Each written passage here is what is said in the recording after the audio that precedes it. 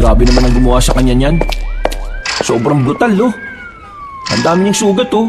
Tapos, tingnan niyo yung leeg niya. May butas. Parang glinipuan siya sa leeg. Hawak ko na sa leeg ang lolo mo. Sunod-sunuran na siya sa akin ngayon. Ipakita ko lang sa kanya ang perlas ng silangan, magiging parang asong takam na siya. Sinabi ko na nga ba eh. Tulog lang ang anting-anting ko kanina. Ngayong gising na ang diwa niya. Ikaw naman ang matutulog ng habang buhay. Hindi ako patataig sa'yo!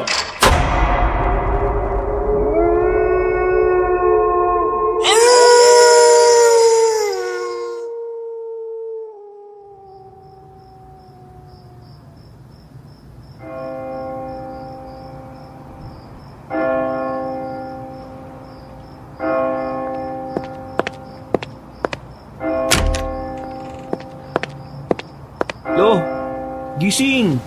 Gising! Simbang gabi na, oh. Ano ba kayo? Di ba kayo magsisimba?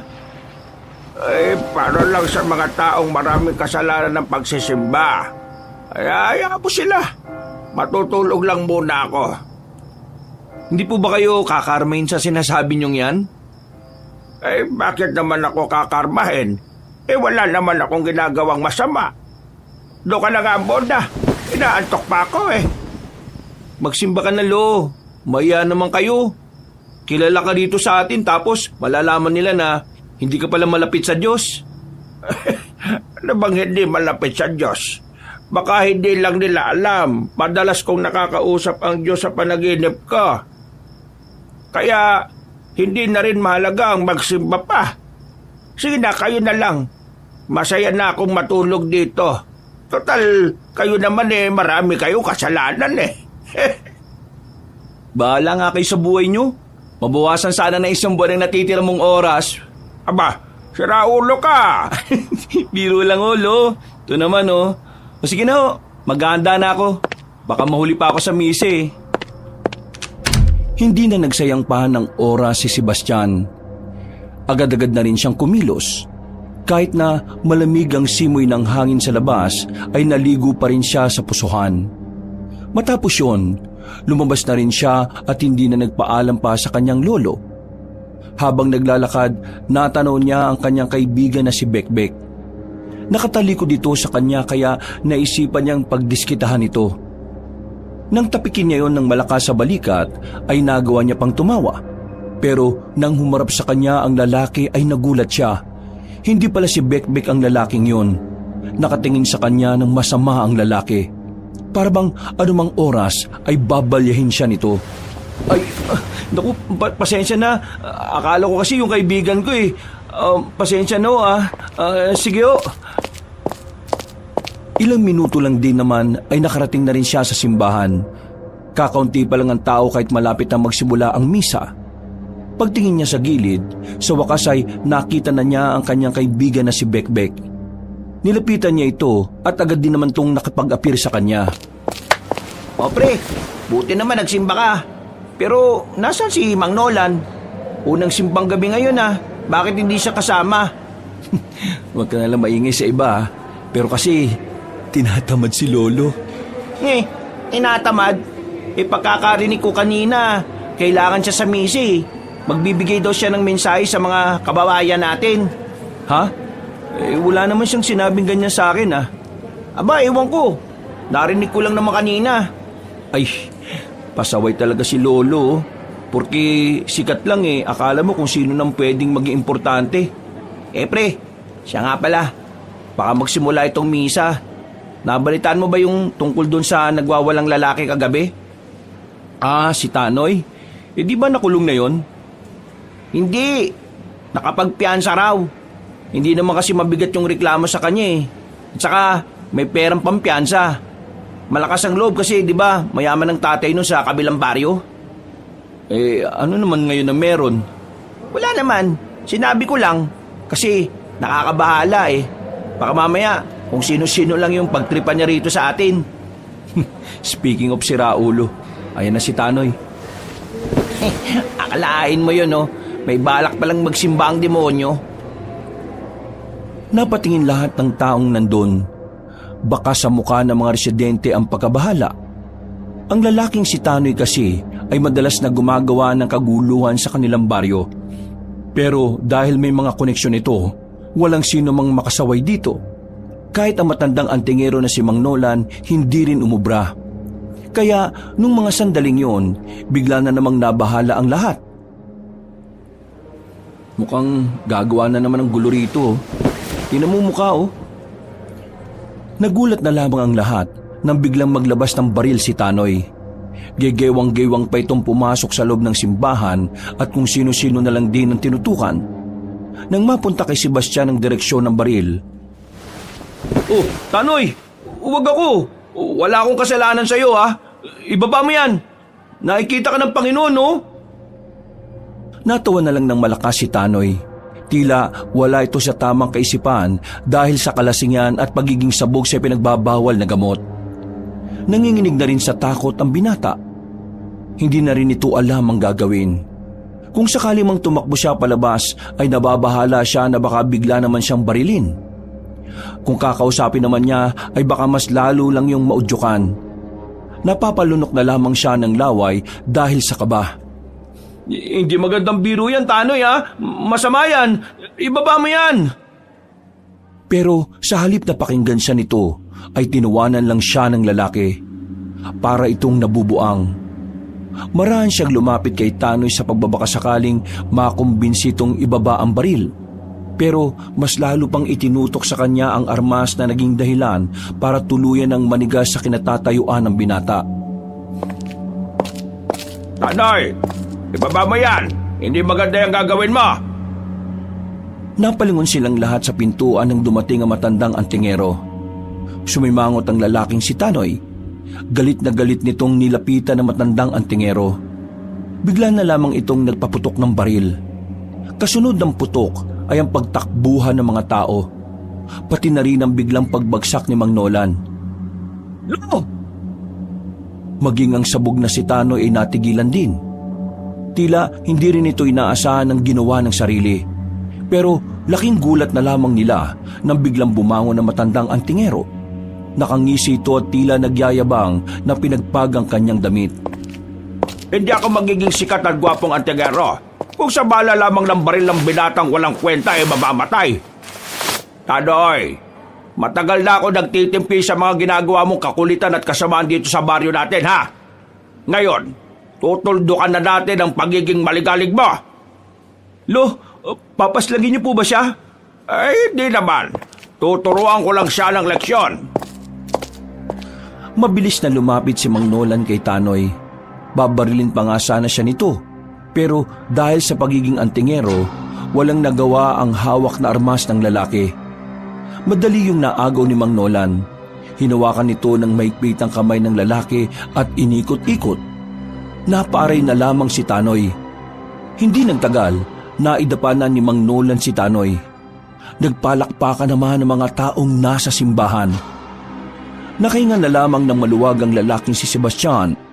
Buong akala niya ay mawawalan na siya ng lolo. Dahil sa ginawa ni Mang Nolan, naging mabango na naman ang pangalan nito sa mga tao. Lalong-lalo na sa mga kababaihan. Parang maiihina sa kilig ang mga kadalagahan. Ang matatandang babae naman ay parang aatakin sa puso sa sobrang kilig. Mga kalugar, igapos yung isang ito at isuko sa kinauukulan. Bilang isang magiting na antingero ng ating baryo, hindi ko hahayaan na may kasamaan na mamamayani sa ating bayang Sinilangan. Abang narito ako, hindi kayo mapapahamak. Napapakamot na lamang sa ulo si Sebastian ng mga sandaling yon. Maatake na naman kasi ang pagiging mayabang ng kanyang lolo. Pero kahit na papaano ay masaya naman siya para sa kanyang lolo. Dahil din naman kasi sa kasikatan na matanda ay naisasalba nila ang kanilang pang-araw-araw. Matapos ang eksenang yon ay kinuha na rin ng mga tanod ang lalaking si Tanoy. Habang nagpapalakpakan ng mga tao, malapad lang ang ngiti ni Mang Nolan. Kakaiba talaga karakas ng lolo mo no? Tingnan mo naman pre, kilig na kilig sa kanya yung mga babae. At parang puputok na yata ang pantog ng mga yan Ewan ko ba? Minsan nga, iniisip ko na baka may ginagamit si Lolo na gayuma sa mga babae. Kasi kung ako yung babae, hindi ko magugustuhan si Lolo eh. Hindi naman di siya gwapo. Ang sabihin mo, inggit ka lang kasi mas marami pang chicks si Mang Nolan kaysa sa'yo. Bakit naman ako maiinggit eh? Gwapo ako kaysa sa kanya, no? Yun na nga eh, mas gwapo ka pero walang napansin sa'yo. Ay nako, kaibigan ba talaga kita? O magsisimula na ang misa oh. Hanep, parang wala lang nangyari ah. Hindi nagtagal, dumating na rin ang pari at ang ilan pang miyembro ng simbahan. Hindi na pinagtuunan ang ginawa ni Tanoy. Walang nakapigil sa unang simbang gabi. Habang nasa kalagitnaan ng misa, narinig niyang tinatawag na ng pari ang kanyang lolo. Pero hindi yun lumapit sa harapan. Sa pag-aakalang nasa labas lang ang antingero, lumabas sandali si Sebastian para hanapin ang lolo niya. Sinilip niya ang madidilim na parte ng paligid ng simbahan. Hindi niya inaasahan na makikita niya ang matandang si Nolan na may kaharutan na babae. Agad niya yung nilapitan. Nagmamadali namang makalis ang babae na tila ba nahihiya. Pambira naman kayo. Kanina pa kayo hinahanap ni Father tapos nakikipaglampungan lang pala kayo rito. Ikaw ang pagbihira. Sinira mo yung moment ko eh. Nandun eh. Hindi po ba kayo nahihiya? Nasa simbahan kayo tapos gumaganyan kayo? Ay, nasa labas ako ng simbahan para lang sa kaalaman mo. Pumasok na kayo sa loob, tinatawag na kayo. Kayo na magsasalita doon, no? Hindi pwede. Ho? Anong hindi pwede? Tinatawag ka na nga ni Father Erning. Basta, ayoko. Gagamitin niya lang naman ako eh. Ang maigi pa, umuwi ka na lang sa bahay at matulog. Hindi ako papasok sa simbahan na yan kung si Erning ang pare. Ibalik niyo si Pablo at saka ako magsisimba. Lumipat na nga po ng simbahan si Father Pablo. Kulit nyo naman, Lu eh. Hindi na nagpapilit pa ang matandang si Nolan. Sumakit na ang ulo ni Sebastian pero hindi niya nakumbinsi ang kanyang lolo. Bumalik na lamang siya sa loob. Makalipas lang ang 10 minuto, natapos na rin ang misa. Dumiretso na agad siya ng uwi. Sasapit na ang liwanag noong mga sandaling iyon. Inabutan niya ang kanyang lolo na abala sa pagbabasa ng isang lumang libro. Seryosong matanda, pero nilapitan niya ito at binigyan ng pagkain na nabili sa harapan ng simbahan. Oh, ano na naman yung binabasa niyo, Lo? Mga kaalaman patungkol sa mga mababangis na nilalang. Ho? Mababangis na nilalang? Kagaya ng alin? Kagaya na lamang ng aswang. Natameme na naman ng lalaking si Sebastian nang marinig ang sinabi ng matanda. Naalala na naman niya kasi ang isang pangyayari na hindi niya sinasabi sa kanyang lolo. Naramdaman na lamang niya ang pagtindigan ng kanyang balahibo. Ganun na ganun ang kanyang pakiramdam nung unang beses na makakita siya ng aswang sa kagubatan. Hoy, sabi ko, timpla mo ako ng kape. Tulala ka na naman dyan. Ano na naman bang napasok sa kukote mo, ha? Wala ho. Inaantok lang ho ako. Ay, sige na. Timpla mo na muna ako ng kape. Agad namang nagtungo ang binata sa kanilang maliit na kusina sa labas ng bahay. Iniisip pa rin talaga niya ang babaeng nilalang na pangit ang mukha. Yun ang nilalang na nakita niyang lumala pa ng buhay na baka. Napapailing na lamang si Sebastian dahil gusto na niyang alisin sa isipan niya yon. Pero kahit na anong gawin niya, hindi niya naman mabura-bura. Wala siyang lakas ng loob na sabihin yon sa kanyang lolo. Bilang apo kasi, ayaw din naman niyang makaharap ng kanyang lolo ang mga ganoong klase ng nilalang. Masyado siyang nag-aalala sa kapakanan na matanda. Kahit na may mga napatumba na rin naman itong mga aswang na maraming taon na ang nakalilipas.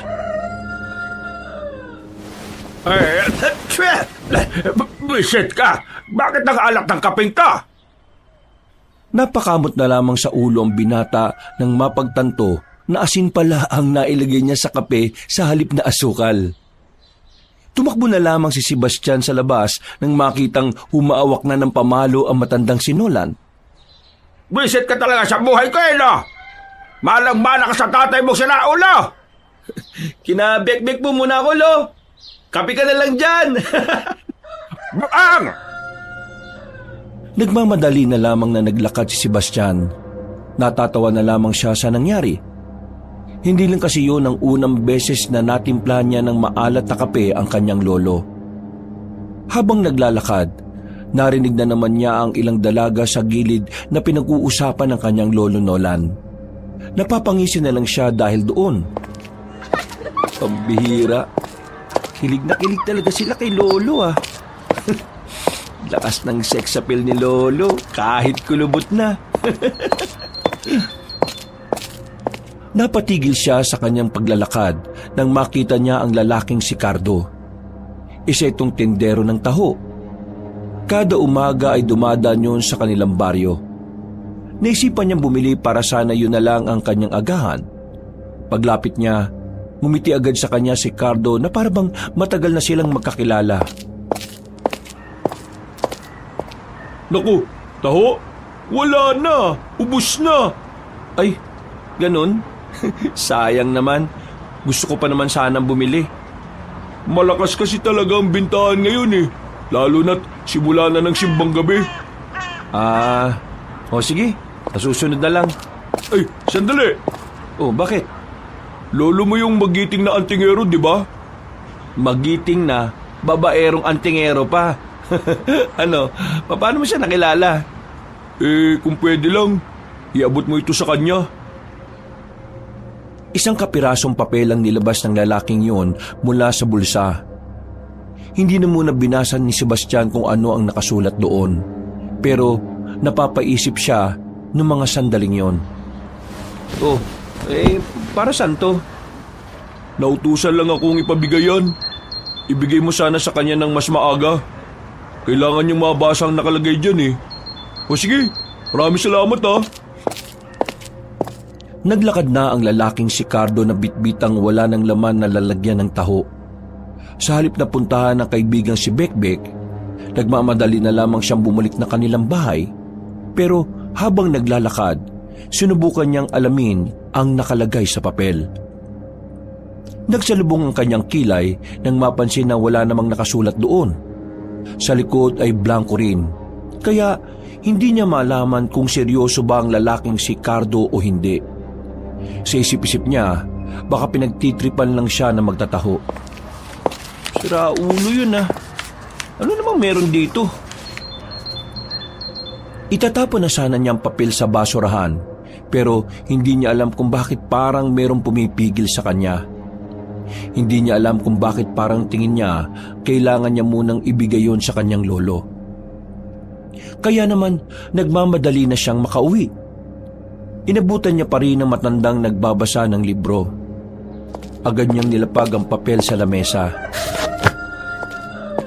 Ano ito? Papel, malamang. Para saan ang papel at bakit mo ako binibigyan nito? Kilala mo yung nagtitinda ng taho? Naglalako dito sa atin palagi. Siya ang nagpabigay niyan. Nautusan lang daw siya Yung nagtitinda ng taho? Opo. Sino yan? Hindi mo naman pala kilala Tingnan mo na lang yung papel na yan. Binasa ko kasi wala namang nakasulat. Nang buklatin na ng matandang lalaki ang papel, nakita ni Sebastian na nagsalubong ang kilay nito. Narinig din niyang nagsalita na rin yun ng mahina. Teka, may nababasa po ba kayo dyan? Nakita ko, blanco yan Yan damo yung tricycle. Ipagmaneho mo ako, dali. Po, saan naman po tayo pupo? Huwag ka na magtanong. Sa daan ko na sasabihin, emergency to. Gulong-gulo ang utak ng binatang si Sebastian noon. Hindi niya kasi malaman kung anong nakalagay sa papel wala namang nakasulat doon. Pero kahit na ganon ay sinunod pa rin niya ang kanyang lolo. Pinaandar niya ang tricycle. Madali silang umalis sa kanilang baryo. Makalipas lang ang ilang minuto, narating na rin nila ang kabilang baryo. Nagmamadali ang matandang si Nolan pagkababa pa lang ng tricycle. Narating nila ang isang bahay na may malawak na bakuran. Inabutan nilang naroon si Cardo. Nakaupo sa gilid at nakayuko. Nasaan na si Moros? Huli na kayo. Wala na siya. Anong huli na ako sinasabi mo? Na maalam na siya, Mang Nolan. Wala na si Lolo. Nang marinig ni Mang Nolan ng sinabing yon ng magtatahong si Cardo, bumakas ang lungkot sa mukha ng matandang lalaki. Pagpasok niya sa loob ng bahay, inabutan niya ang isa pang matandang lalaki na nakahiga na mapayapa sa papag nito. May ngiti sa mukha ang matandang si Moros. Para bang masaya nitong iniwan ang realidad. Bago nawala si Lolo, nasabi niya sa akin na masaya siya kasi alam niyang nandiyan kayo, Mang Nolan. Iniwan niya ang mundong ito ng may ngiti sa labi. Bakas naman sa mukha niya oh. Hindi naman makapagsalita si Sebastian noong mga sandaling yon. Nawiwindang siya sa mga nangyayari. Pero nakaramdam din siya ng pag-aalala sa kanyang lolo. Napansin niya kasi na talagang apektadong matandang si Nolan sa pagkawala ng itinuturing nitong ama. Maya-maya pa, iniwan na muna nilang dalawa ni Cardo si Mang Nolan sa loob. Tumambay na muna silang dalawa sa bakuran habang nagkakape. Pwede mo bang bigyan ng linaw yung nangyayari? At kung ano yung ugnayan ng lolo ko sa lolo mo? Hindi kami close ng Lolo Muros ko. Tindero lang talaga ako ng taho. Pero nitong mga nakaraang araw, nalaman ko na may sakit siya. Kaya dito na muna ako tumira. Sa ilang araw ko nakasama siya, nalaman ko na si Mang Nolan at si Lolo ay may malalim palang pinagsamahan. Tinuturing na anak ng lolo ko ang lolo mo. At sabi niya sa akin, parang ama na rin ang turing sa kanya ni Mang Nolan. Lahat ng nalalaman ni Mang Nolan, nagmula raw kay Lolo Muros. Kasi sila ang magkasama noon eh. Ganun pala. Bakit? Ilan taon na ba ang lolo mo? Nasa 87 na. Nasa 56 pa lang ang lolo ko. Hindi talaga malabo na turingan nila mag-ama. Sobrang tanda na ng lolo ko. Kaya tingin ko, kailangan na rin niya talagang magpahinga eh. Marami-rami naman na siyang nagawa para sa probinsyang ito. Pero ano? May nasabi siya sa akin. Ang sabi niya, kapag nawala siya, may posibilidad daw na bumalik ang kasamaan dito. Hindi ko alam kung anong sinasabi niya eh. Ito talaga matatanda. Parang ang daming tinatago palagi, no?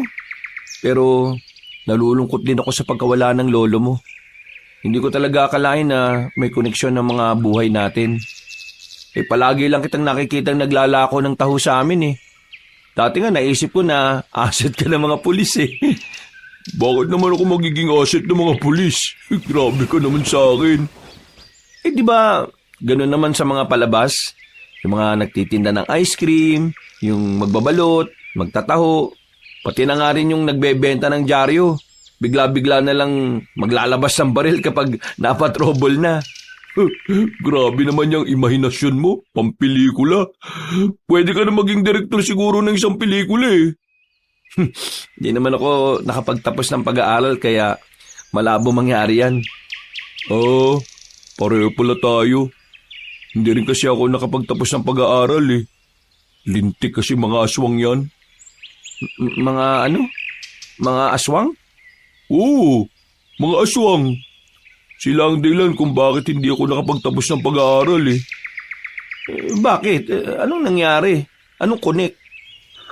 Nung high school ako, pinagpapapas lang nila yung mga guru namin na naiwan sa school para magbilang sa boto ng mga tao nung eleksyon.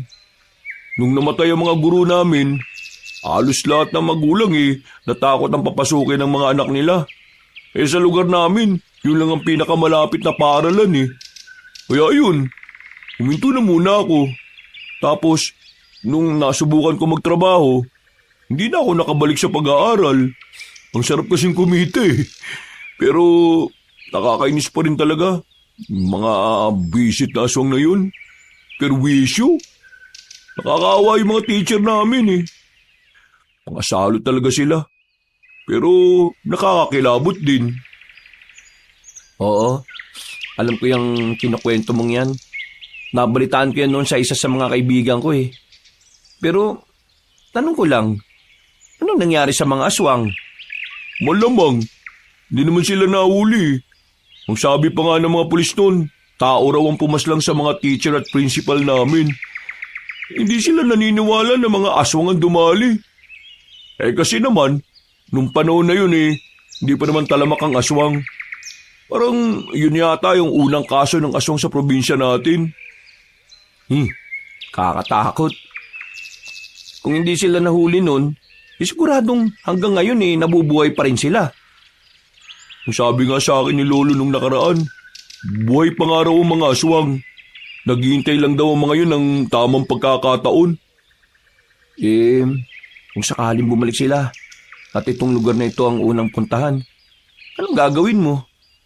Malamang papatayin ko sila. Dahil sa kanila kay nagbago takbo ng buhay na karamihan sa amin eh. Hindi ka natatakot? Bakit naman ako matatakot? Ang sabi sa akin ni Lolo, hindi naman uubra sa mga tao yung mga aswang-aswang na yan. Napatangon na lamang si Sebastian ng mga sandaling yon. Kahit na papaano, nawala ang kanyang pagkabahala sa sinabi ni Cardo. Bumuntong hininga na lamang si Sebastian, pero pilit na lang niyang inaalis sa kaisipan niya ang tungkol sa mga nilalang na yon. Nalalapit na kasi ang Kapaskuhan at gusto niya na sa okasyon na yon nakalaan ang kanyang atensyon. Maya-maya lang din ay lumabas na rin ang kanyang lolo. Sandaling kinausap nito si Cardo. Pagkatapos ay sumakay na rin sila sa tricycle at umuwi. Tahimik lang ang kanyang lolo ng mga sandaling yon. Kaya naman hindi na niya ito tinanong pa ng kung ano-ano. Hinayaan na lamang muna niyang mapag-isa si Mang Nolan. Mabilis na lumipas sa mga araw. Nailibing na rin si Mang Muros. Ilang araw na lang din ay sasapit na ang Kapaskuhan. Damang-dama na ang diwa na Kapaskuhan sa kanilang baryo. Bawat bahay kasing madadaanan ay may kanya-kanya ng dekorasyon na makikita. Pre! Uy, Halika! Ha? Bakit? Tingnan mo itong binili ko, oh. Maganda ba? Nagsusot ka na rin pala niyan? Oh, bakit? Hindi ba bagay? Bagay naman. Para kang nakabalot sa suman eh. Ang sikip sa katawan mo. Para ka naman talagang sira, oh. Kahit nakailang ka talaga. Ay, teka. Ano nga palang balita sa papasukan mong trabaho? Hindi ako natuloy eh. Bakit? Akala ko ba ayos na yun? Anong ayos na? Biglang nagsara yung factory. Ang chismis natakot daw sa aswang. Ewan ko ba kung sino na namang nagpauso ng kwentong aswang na yan? Matagal nang wala yung mga aswang eh. Pati tuloy yung trabaho ko na sana, nawala pa. Aswang na naman. Na naman? Wala. Ano palang balak mo ngayon? Di ko nga alam eh. Baka hintayin ko na lang muna sigurong matapos yung taon na ito. Ilang araw na lang din naman. Saka ako hahanap ng bagong trabaho. Ikaw? Ayun. Papasada pa rin ako. Hintayin ko lang maayos yung tricycle. May sira kasi ngayon eh. Ay siya nga pala. Nakita ko na naman pala yung lolo mo kagabi ah. Iba na naman ang kasamang babae. Ha? Iba na naman? Anong itsura? Matangkad. Kasing tangkad yata natin. Medyo morena. Pero sexy pre ha. Ganda ng pagkakakurban niya. Basta, kakaiba. Mas maganda to kumpara sa mga babaeng nilandi ng lolo mo rito. Tingin ko nga hindi yung taga rito eh. Kasi kung taga rito yun, hindi naman yun ganun kaganda. Parang sinabi mo na walang maganda rito sa atin. Mismo! Maraming salamat at sinabi mo sa akin to Pagsasabihan ko na lang si Lolo. Baka kasi mamaya, minor de edad tong nilalandi na naman niya Nakipag-apir na lamang ang binata sa kanyang kaibigan. Umuwi na muna siya sa bahay nila. At pagdating niya nga roon, nalingat lang siya ay nagdala na naman ng babae ang kanyang lolo. Napapakamot na lamang siya sa kanyang ulo. Do, sino na naman ba tong babaeng to? Iba na naman to Ay, siya nga pala si Marilag. Ganda, no? Marilag, eto nga pala yung apo ko. Baka meron kang kakilala ireto mo naman tong apo ko para hindi na mainit ang ulo palagi. Magandang hapon sa'yo. Ilang taon ka na ba, miss? 19 na ako. Ano ba kung ilang taon na tong lolo ko? Nasa 50 na yan. Bakit ka sumasama dyan? Kakaiba kasi ang datingan ng lolo mo May hindi ako mapaliwanag na nararamdaman kapag kasama't kausap ko siya. Alam mo, miss, hibang ka lang. Umuwi ka na lang sa inyo at dito siya magpapasko sa atin. Ho? Sa lahat ng babaeng nakilala ko, siya lang ang nakikita kong dapat kong seryosohin. Kaya sana, tanggapin mo rin siya gaya ng pagtanggap na ginawa ko sa kanya. Lo, anong naman ba to? Bakit bigla-bigla na lang kayong nagdidesisyon ng ganyan? Di nyo malang ako sinabihan muna. Oy, bahay ko to. Kaya kahit na anong gusto kong gawin dito, ayos lang naman dahil ako may-ari. Ganun pala. Di, walang halaga ang boses ko dito dahil bahay mo to. Di naman sa ganun, apo. Ganun ang nais nyong iparating di sige. Kung yan ang gusto nyo, kayong bahala. Basta, wag mo na rin akong pakikialaman sa mga bagay na gusto kong gawin, Sebastian, wala naman kami ginagawang masama ng lolo mo. Single naman ako. Single din naman ang lolo mo. Wala naman yan sa edad Ano bang dahilan kung bakit ayaw mo sa aming dalawa? Isa lang naman ang dahilan kung bakit ayaw ko ng ganyang relasyon. Ayaw ko sa'yo.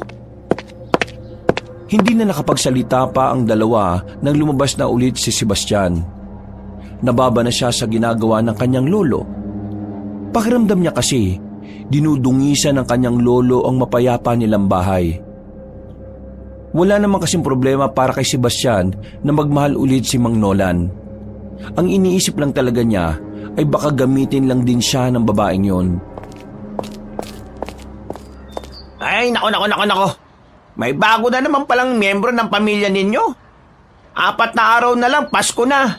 Mukhang kasama nyo talaga sa Noche Buena yung babaeng yun Siya yung babaeng sinasabi mo sa akin kanina. Nakakabanas nga Hindi man lang ako kinausap ni Lolo. Basta na lang niya patitirahin nyo sa bahay. Bakit ba ayaw mo?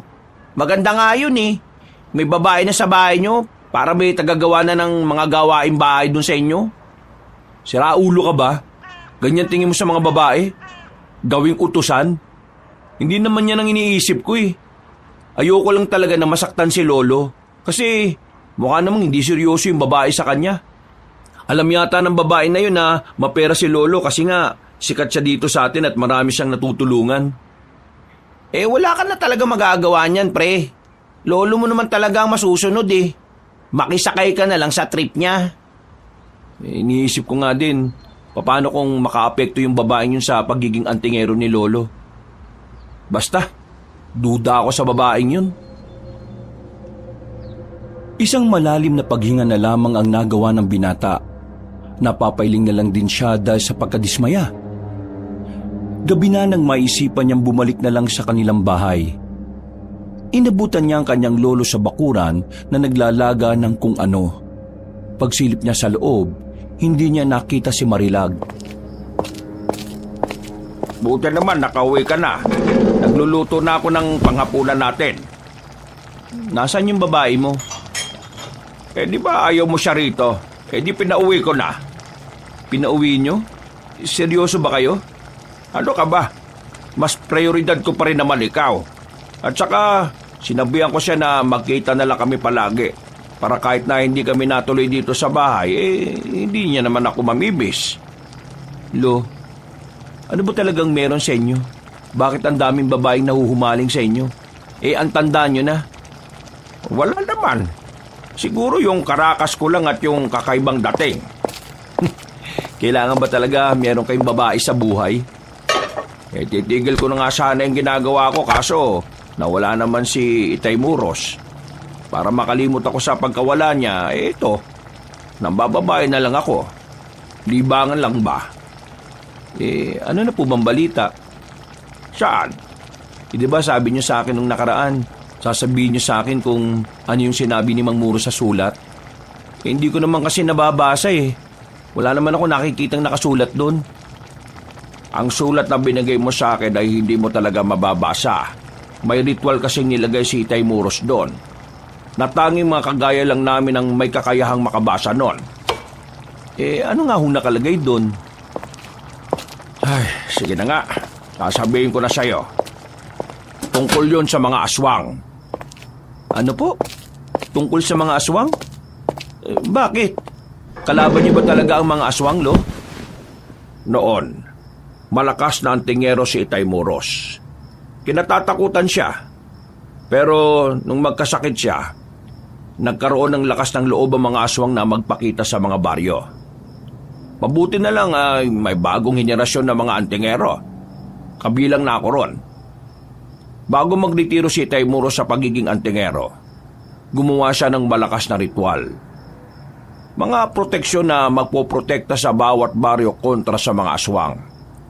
Dahil sa mga proteksyon na yon, hindi na nakakapasok ng baryo mga aswang. Pero ngayong wala na si Itay Muros, nawala na rin ang bisa ng mga proteksyon. Nangangamba kami na maaari nang mapasok ng mga aswang ang mga baryo. Makakapanggulo na sila ulit. Yung sulat na nakalagay sa blankong papel, naroon lahat ng mga dapat kong gawin para muli kong mabuhay ang proteksyon. Magagawa ko yun sa oras na kabilugan na ang buwan.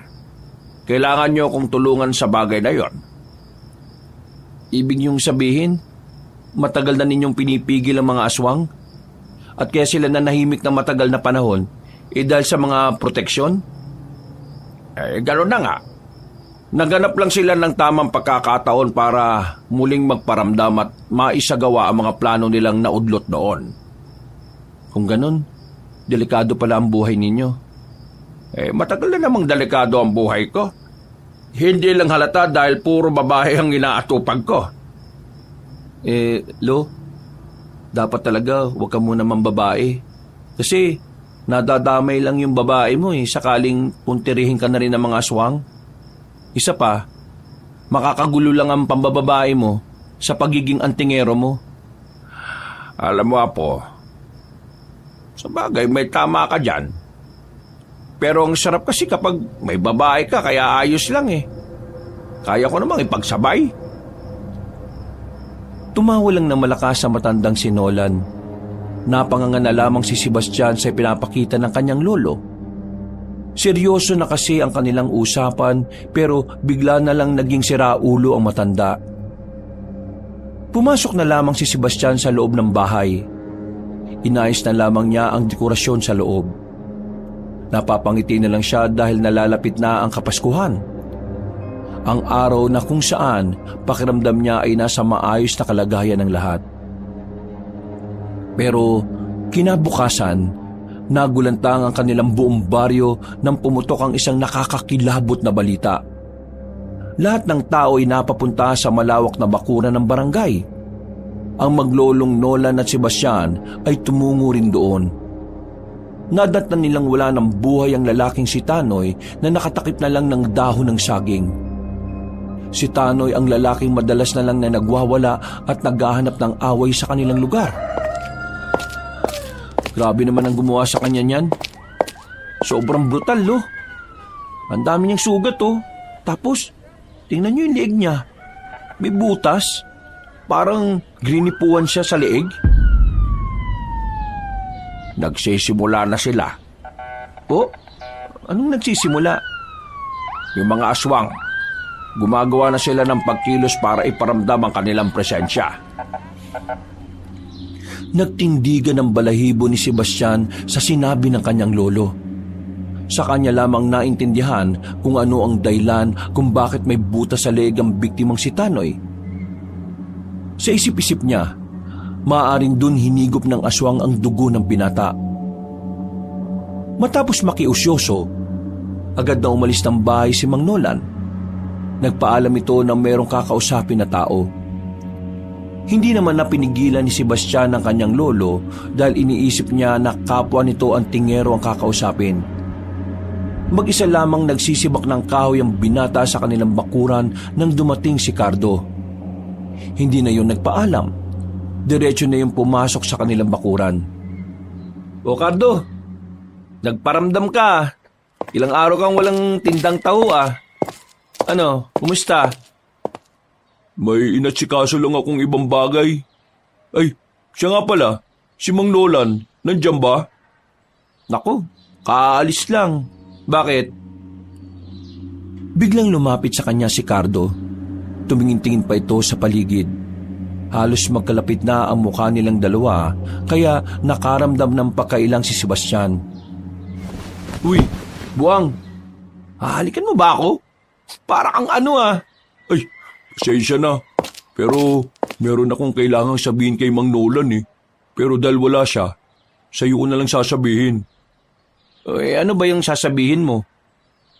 Pre, meron ako nakita mga aswang malapit lang sa baryo namin.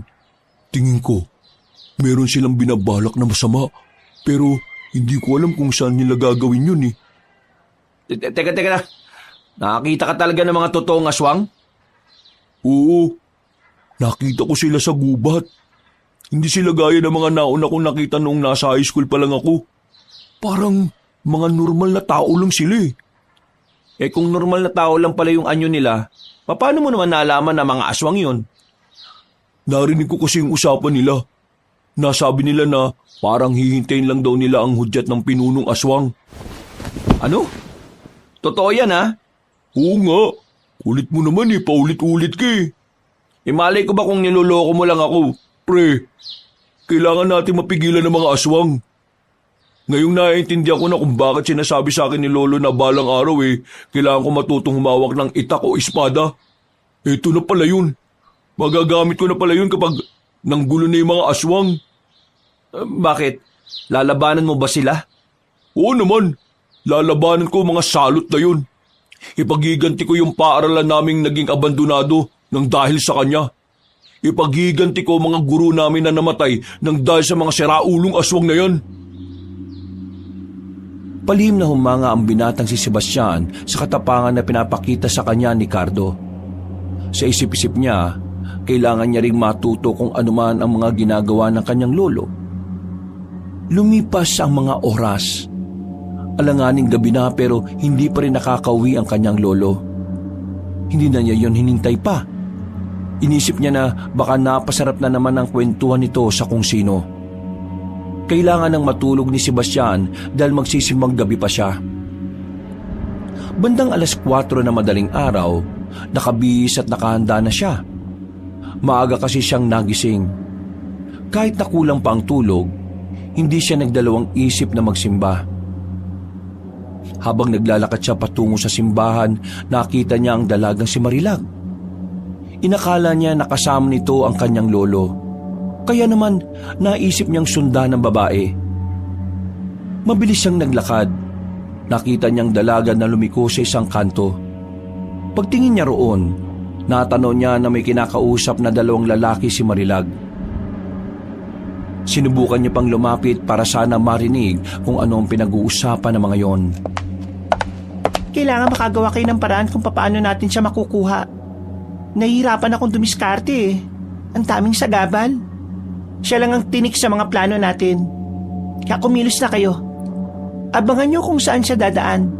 Lilitaw ako kapag kailangan natin siyang lituhin. Sa sinabi pa lang na yon ni Marilag, mas lalong nagkaroon ng pagdududa si Sebastian sa katauhan ng babae. Pakiramdam niya, may ginagawa yung hindi tama. Sinasabi ko na nga ba may kakaibang katauhan to eh. Ano kayong tinatago ng babaeng ito? Nang makita niyang napalingon sa kinaroroonan niya ang mga yon, naisipan na rin niyang umalis doon bago pa siya makita. May bahid ng kaba nang dali-dali siyang naglakad palayo. Napahawak na lamang siya sa dibdib na makarating na rin siya sa harapan ng simbahan. Sa wakas, nakarating na rin ako. Kinabahan ako ron ha. Oy, saan ka kinabahan? Uy! Wisit ka. Kakagulat ka naman. Bigla-bigla ka nalang nalitaw dyan. Uy, yung bibig mo nga. Nasa harapan na tayo ng simbahan eh. Huwag ka magpanggap, no? Unwaring banal to. Eh ano nga? Bakit ka kinakabahan? Wala ka na ron. Uy, sige. Ikaw, bahala ka. Natigilan ng kanilang sandaling pag-uusap nang mapadaan sa kanilang harapan ang pari na si Erning. Hindi pa yun nakasuot na pangpari, kaya hindi nila agad nakilala. Mga Ginoo, bakit ayaw niyo pang pumasok sa simbahan para makausap niyo yung Panginoon habang naghihintay na dumami ang mga tao? Sige po, maya-maya na rin po, papasok na rin naman po kami. Iho, ikaw ba si Sebastian, ang apo ni Nolan? Opo, ako nga po. Nagtatampo na ako sa lolo mo ha. Hindi kasi siya sumisipot sa mga imbitasyon ko. Gusto ko kasi sana siyang pagsalitain sa harapan ng ating mga kalugar. Baka naman po busy lang siya. Pero sigurado po ako, kapag hindi na siya abala, dadalo naman po siya. Ay nako, sana nga. Gusto ko lang kasing bigyan ng pansin ang ginagawa niyang kagitingan. Pinoprotektahan niya kasi ang baryong ito laban sa mga masasamang elemento. Huwag po kayong mag-alala, Father. Kapag nagkausap po kaming dalawa, sasabihan ko po talaga siya at kukumbinsihin ko. Ay nako, maraming salamat naman kung ganon. Tinapik na siya sa balikat ng paring si Erning. Ngumiti yun bago sila iwang dalawa. Alam mo, parang may kakaiba sa bagong pari natin eh, no? Paano kakaiba? Ewan ko rin. Basta, parang may ewan. Ewan ko nga sa'yo. Pumasok na lamang sila sa loob ng simbahan. Maya-maya pa ay nagsimula na rin ang misa. Naging payapa ang mga sandali hanggang sa matapos. Paglabas ni Sebastian, nakita niya ulit ang babaeng si Marilag na nanggaling sa gilid ng simbahan. Wala siyang ideya kung ano ang ginawa ng babaeng yun doon. At para bang hindi siya nito nakita dahil sa dumaan naman ito sa kanyang harapan. Nagduda ang binata. Sa pagkakaalam niya kasi, ang babaeng yun ay hindi naman talaga taga-baryo nila. Sinubukang sundan ni Sebastian ang babae, pero tila nararamdaman yata nito na nakabuntot siya. Bigla na lamang kasing lumiko sa isang iskinita si Marilag at naglaho na lamang na parang bula. Oh, saan kayo napunta yung isang yun? Napakamot na lamang sa ulo ang lalaking si Sebastian. Hindi na niya nahagila pa ang babae kaya minabuti na lamang niyang umuwi sa kanila. Pagdating niya sa bahay nila ay inabutan niya si Mang Nolan. Naguhugas na ito ng kanyang itak na nabahira ng dugo. Nanlaki ang mga mata ng binata nang makita yon. Natataranta itong lumapit sa kanyang lolo. Lo, sinong tinaga nyo? Buang! Hindi ho, seryoso ako sa tanong ko. Sinong tinaga nyo? At bakit may nilusob namin ng mga aswang sa isang kubo sa gubat ng Rosario? Napatay namin ng 2, pero marami pa rin ang nakatakas. Nakalaban yung mga aswang? Teka, seryoso ba kayo? Sebastian, apo, mag-iingat ka tuwing aalis ka, ha? Hindi kita mababantayan palagi, kaya sana kaya mong ipagtanggol ang sarili mo. Bukas ng gabi aalis ako, kasama ko si Cardo. Meron kaming pupuntahan ng mga kakilala namin at meron din kaming ikukumpirma kung aswang ba o hindi. Si Cardo, kasama nyo? Lo, gusto ko rin sumama. Mapanganib, dumito ka na lang sa bahay. Pero bakit sige na? Sumunod ka na lang sa akin. Komplikado ang lahat. Hindi na nakaalma pa ang binata. Sinunod na lamang niya ang sinabi ng kanyang lolo. Hanggang sa bago siya matulog, naiinggit pa rin siya kay Cardo dahil yun ang kasama ng kanyang lolo. Pero sa kabilang banda, pinapalagay na lang niya na mas mainam na ring hindi siya sumama. Nang sa ganun ay walang naging pabigat. Kinabukasan ng umaga, nagising na lamang si Sebastian dahil sa naririnig niyang tinig ng babae sa labas. Butit gising ka na. Halika, sabayan mo na kaming kumain. Bakit nandito na naman yan? Maganda umaga sa iyo, Sebastian. Tiningnan niya na maigi ang babae. Tinitigan niya yon sa mata. Mula nang makita niya yung may kausap na ibang lalaki, mas lalo talagang nag-iba ang tingin niya roon. Malakas talaga ang kanyang hinala na merong hindi sinasabi ang babae. Bagay na gusto niyang alamin. Hindi na lamang pinansin ni Sebastian si Marilag. Hindi na niya yon pinaalis. Naisip niyang mas maiging naroon ang babae para mas maobserbahan niya ang kilos nito. Sa mga sumunod na sandali, naging normal lang naman ang pakikitungo sa kanila ng babae. Kaya naman, tila naguguluhan ng binatang si Sebastian kung ano nga ba talaga ang gustong ipahiwatig ng babae. Bandang hapon, nagpaalam na rin si Marilag sa kanila. Tahimik lang ang binata pero ang totoo, binabalak na niyang sundan ng babae. Nang matanaw niyang medyo nakakalayo na yon, nagmamadali siyang lumabas ng bahay. Sunundan nga niya si Marilag. Sa kakasunod niya, hindi na niya namalaya na unti-unti na pala siyang nakakalayo ng kanilang baryo. Sa kaya'y punta ng isang ito? Hindi ko alam. Uy, wisit ka. Bakit mo ko sinundan? Nakita kitang sinusundan mo si Marilag eh. Ikaw Buang. Nagdududa na kasi ako sa kanya eh. Kaya susundan ko siya para malaman kung anong tinatago niya. Tara, sundan na natin siya. Sasama ka talaga? Oo naman. Oh, nasan siya? Visit ka kasi, nawala tuloy. Walang sinayang na sandali si Sebastian. Mabilis siyang naglakad para sundan si Marilag. Pero nang makarating na sila sa labas ng kanilang baryo, hindi na nila yun nakita pa. Tinapik na lamang ni Sebastian ng malakas ang kanyang kaibigan. Dismayado siya dahil kung hindi nawala ang paningin niya kay Marilag, ay baka nasundan pa rin nila yun. Wala na. Dapat kasi kung sinundan mo ko, hindi mo na sana pinaalam eh. Tingnan mo naman kasi nangyari oh. Nawala sa paningin ko. Paano ko malalaman ngayon kung saan siya nakatira? Ano ka ba naman? Ako pa sinisi mo. Ikaw tong hindi nakatingin eh. Ay naku, nakakainis ka talaga. Hindi mo pa ako maintindihan. Kaya itiko mo na lang yung bibig mo at baka mabatukan pa kita. Palis na sana ang dalawa ng mga sandaling yon nang biglang nakita nila si Marilag na nasa likuran nila. Laking pagtataka ni Sebastian kung papaanong napunta roon ng babae gayong alam nilang naiwan na sila rito. Sinusundan niyo ba akong dalawa? Ha? Bakit ka naman namin susundan? Hindi ko rin alam. Bakit niyo nga ba ako sinusundan? Malayo na ito sa baryo natin pero nandito pa rin kayo.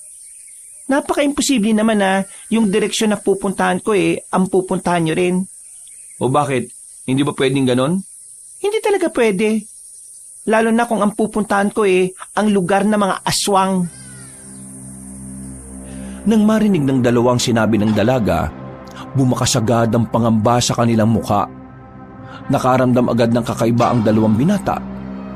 Tiningnan nila ng maigi ang mukha ni Marilag. Napansin nilang tila kakaiba na rin ang ngiti ng dalaga. Hindi na yun nakakaakit, kundi parang meron yung binabalak na hindi maganda. Marahang napatras ang magkaibigan. Tumingin-tingin sa kanilang paligid. Bakit hindi kayo makapagsalita? Natatakot na ba kayo? Uy, biro lang naman. Nagbibiro ka tungkol sa aswang? Baka mamaya maniwala kami niyan. Medyo weirdo ka pa naman. Paanong weirdo? Nakita kita nung nakaraan na galing sa gilid ng simbahan eh. Alauna na nun. Hindi ko alam kung anong ginawa mo ron. Pero ang nakapagtataka, nasa dilim ka pa nang galing. Sa likuran ng simbahan, di ba? Ang weirdo mo. Nakita rin kita dun. Anong ginagawa mo ron? Anong meron sa gilid ng simbahan at bakit punta ka ng punta ron? Gusto niyong malaman? Malamang. Kaya nga tinatanong ka eh. Buang din pala to eh oh. Bakit ba ganyan ang pakikitungo mo sa akin? Magiging asawa ko ng lolo mo kaya dapat maging mabuti ka rin sa akin. Ano? Magiging asawa? Nahihibang ka na ba? Hindi mangyayari yun. At hindi ako papayag. Hindi ko hayaan na mapangasawa ng lolo ko ang isang babaeng hindi malang namin nakilala ng lubusan. Wala ka na magagawa, Sebastian. Hawak ko na sa leeg ang lolo mo. Sunod-sunuran na siya sa akin ngayon. Ipakita ko lang sa kanya ang perlas ng silangan, magiging parang asong takam na siya. Sino ka ba talaga? Anong kailangan mo sa amin? Sa inyong dalawa wala. Sa lolo mo, meron. Kumuha na si Sebastian ng pamalo sa gilid. Nadampot niya ang palotsina na sa unang tingin pa lang ay batid na niyang mapuputol agad kapag ipinalo. Sige, subukan mo lumapit. Ipapalo ko to sa perlas ng silangan mo. Siguro ang una kong dapat gawin, burihin sa mundo ito ang humahadlang sa mga plano ko. Ang taong nakikialam sa relasyon naming dalawa ni Nolan. Sinasabi ko na nga ba eh, hindi ka dapat pinagkakatiwalaan eh. Bigla na lamang nagbago ang kulay ng mga mata ng dalaga. Bumaba ng bahagya ang kuko nito at nagkaroon ng mga nakaumbok na ugat sa bandang sentido nito at sa gilid ng mga mata. Sa puntong ito, kumpirmado na ng dalawa na ang babaeng kinakausap nila ay hindi talaga tao. Na ang babaeng minamahal ng kanyang lolo ay isa palang aswang. Isa kang aswang? Oo, isa akong aswang.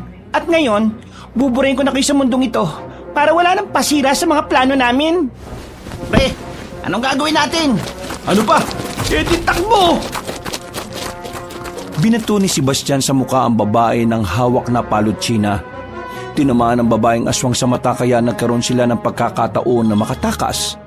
Parang mauubusan na ng lupa ang dalawang binata habang tumatakbo sila. Wala na silang pakialam kung saan napatungo ang kanilang direksyon. Ang pinakamahalaga na lamang sa kanilang dalawa ay matakasan ng babaeng yun. Bilisan mo! Diyos ko ka, ang bagal-bagal mo! Maluwag kasi short ko, pre. Saglit lang, nalalaglag eh. Ano ba naman short to? Makalipas ang halos 5 minutong pagtakbo, napansin nila na parabang wala na ang humahabol sa kanila. Gumilid na muna sila para magpahinga. Hingal na hingal kasi sila at nahihirapan na rin makahinga. Masakit na rin ang mga paa nila. Wala na yata. Dito na muna tayo. Magpahinga na muna tayo dito. Ang sakit na mga paa ko eh. Parang naninigas na rin ang daliri ko. Mas maganda kung aalis na kagad tayo. Paano kung maabutan nila tayo dito? Ang kulit mo. Di ba masakit na rin ang mga paa mo? Paano kung mas maabutan nila tayo kasi ang bagal na ng takbo natin? Ikalma mo muna yung itlog mo, no? Magpahinga muna tayo dito. Huwag ka nalang maingay. Nakakainis naman. Baka mapaano pa tayo dito eh. Sinasabi ko na nga ba eh. Hindi talaga normal ang babaeng yun eh. Unang kita ko pa lang sa kanya. Alam ko nang parang may tinatago siya. Saan ba kasi nakilala ng lolo mo yun? Maganda nga, pero aswang pala. Nakakatakot. Ewan ko ba kay lolo? Pinagtataka ko. Bakit parang hindi naman niya alam na aswang si Marilag? Magaling na antingero siya. Alam niya nga sana nung unang tingin pa lang kung nagsisinungaling ang isang tao. Pero si Marilag, hindi niya nabuko. Baka naman kasi may ginawa sa kanya si Marilag. Baka alam mo yon yung parang yung... Anong Puro ka Anuhin kita dyan eh. Yung gayuma. Oo, yun. Baka ginayuma niya lolo mo. Gayuma? Kaya ba ng aswang yun? Oo! Nakakagawa ng panggayuma mga aswang. Yan kasi, di ka kasi nagbabasa ng mga tungkol sa kanila eh. Kung nagayuma nga nila si Lolo, malaking problema to. Kaya pala hindi mo lang pinapakinggan ni Lolo yung opinyon ko. Kaya pala parang bulag na bulag siya. Ang problemahin natin ngayon kung paano tayo makakalis dito. Diyos ko, nandito na tayo sa hindi natin alam. Wala pang dumadaan na sasakyan. Bakit ba kung kailan kailangan natin ng masasakyan saka naman walang masakyan tong mga to? Kapag hindi naman natin kailangan, nagkalat lang sila. Ganitong-ganito yung sa pelikula Parang sinasadya tong mga nangyayari sa atin. Nako, huwag ka na nga munang maingay. Nag-iisip ako Bumuntong hininga ang binatang si Sebastian. Nang maramdaman nilang kaya na nila ulit tumakbo, saka na sila nakaisip na lumabas ulit. Pero hindi pa man sila nakakalayo, bigla na silang hinarang ng babaeng si Marilag. At sa pagkakataong yon ay mas nakakatakot na ang itsura ng babae. Naglalawa na ang tumutulo nitong laway. Mukha na talaga itong halimaw. Paano mo kami nasundan dito? Kahit na saan kayo magpunta, mahahanap at mahahanap ko ang amoy ninyo. Mas malala pa pala sa ilong ng aso yung ilong mo Hindi na kayo makakatakas ngayon. Pre, handa mo ang sarili mo O bakit? May magagawa pa ba tayo dyan? Akong bahala sa tukmol na yan. Hindi nagtagal, gumapang na palapit sa kanila si Marilag. Lakas loob na sinipa ni Sebastian ang mukha ni Marilag. Nang tamaan yon sa panga, ay agad yung nakaramdam ng hilo. Hindi nagsayang ng sandali si Sebastian. Nilapitan niya ulit ito at saka sinuntok ng malakas sa mukha. Hindi pa nakontento ang binata. Kinurot niya sa singit ang babaeng aswang. Nang amuyin niya ang kanyang daliri, halos mahilo-hilo siya sa sobrang baho. Parang mas mabaho pa ito sa Baryo Fiesta na Bagoong. Hindi ka ba naguhugas ng singit mong aswang ka? Ang baho! Pwisit ka? Kinigigil mo talaga ako Ikaw na lang nakikiamoy, nagrereklamo ka pa. Takbo na! Karipos na naman ng takbo ang dalawang binata. Lumabas na sila sa kagubatan. Nasa kalsada na sila sa pagbabakasakali na may makakita sa kanila. Pero nung hapon na yon, tila hindi umaayon sa kanila ang panahon. Para bang kinakapitan sila ng kamalasan dahil kahit isang sasakyan ay walang lumilitaw. Makalipas ang ilang minutong pagtakbo, napansin nilang malapit ang sumapit ang kinagabihan. Unti-unti nang kumakagat ang kadiliman. Sandali! Sandali naman! Inihingal na ako Sandali, uy! Pahinga kaunti! Hindi tayo pwede magpahinga. Baka mabutan na niya tayo. Tambira naman Kanina, ikaw gusto magpahinga. Ngayon, ako ayaw mo. Ay naku, bahala ka dyan. Mauna na ako. Uy! Sandali naman! Kahit na masakit na ang mga paa, hinihingal at parang hindi pa rin makahinga, pinilit nilang makatakbo. Maya-maya pa, meron na rin silang narating na tindahan. Nakahinga sila ng maluwag dahil may mga tao roon. Nakahingi na lamang sila ng tubig. Mabuti na lang at mababait ang mga nasa karinderya. Pre, kung sabihin kaya natin sa kanila na inaabol tayo ng babaeng aswang, tingin mo, maniniwala kaya ang mga yan? Baka mamaya iisipin pa ng mga yan na nababaliw tayo o may sira tayo sa ulo. Nasa na ba tayo? Hindi ko na alam tong lugar na ito sabi nung isa, malapit na to sa Baryo Rosario. Ngayon ko lang narinig ang baryong yun Sa pagkakaalala ko, yung baryong yun doon galing sila lolo kagabi. Pero sa gubat doon ng Rosario, may pinaslang silang aswang.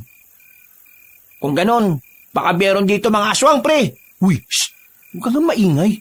Baka marinig nila tayo. Ano naman kung marinig tayo? Paano kung isa sa mga yan aswang?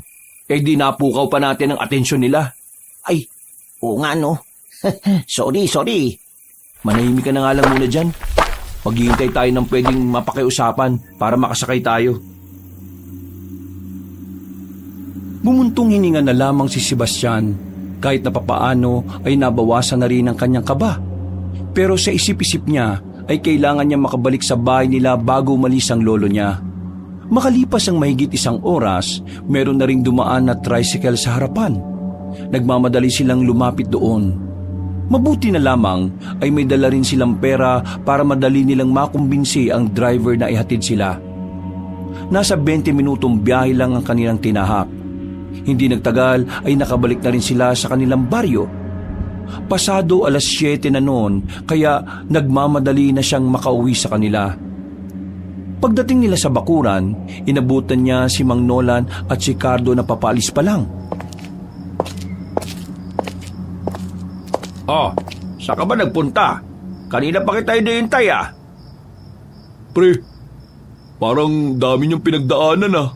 Ang dumi ng paa niyo oh. Lo, may kailangan kayo malaman tungkol kay Marilag. Ay, ano na naman ba yan? Sinundan namin kanina si Marilag, Lo. Nalaman namin na aswang siya. Tapos? Anong audit? Anong tapos?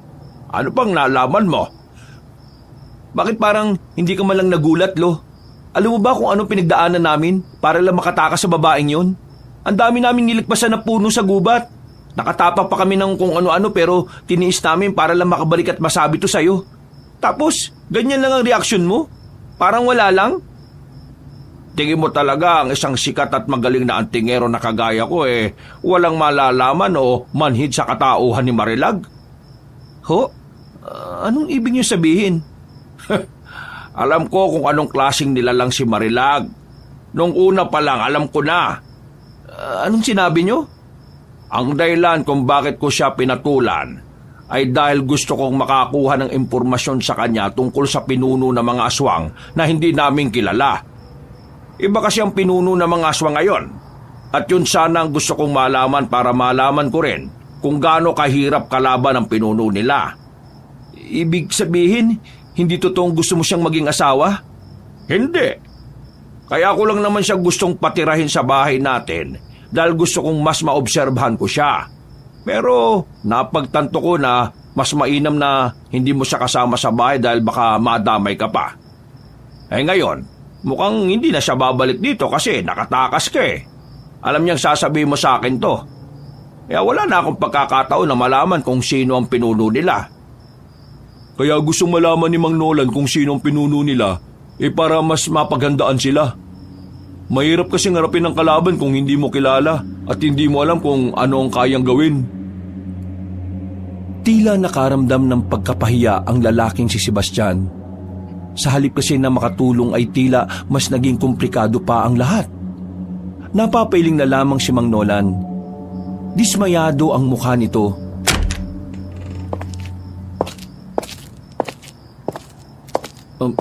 Pasensya na, Lo. Hindi ko alam na may ginagawa kayong ganun. Gusto ko lang naman sana makatulong At nag-aalala lang din talaga ako sa kaligtasan nyo.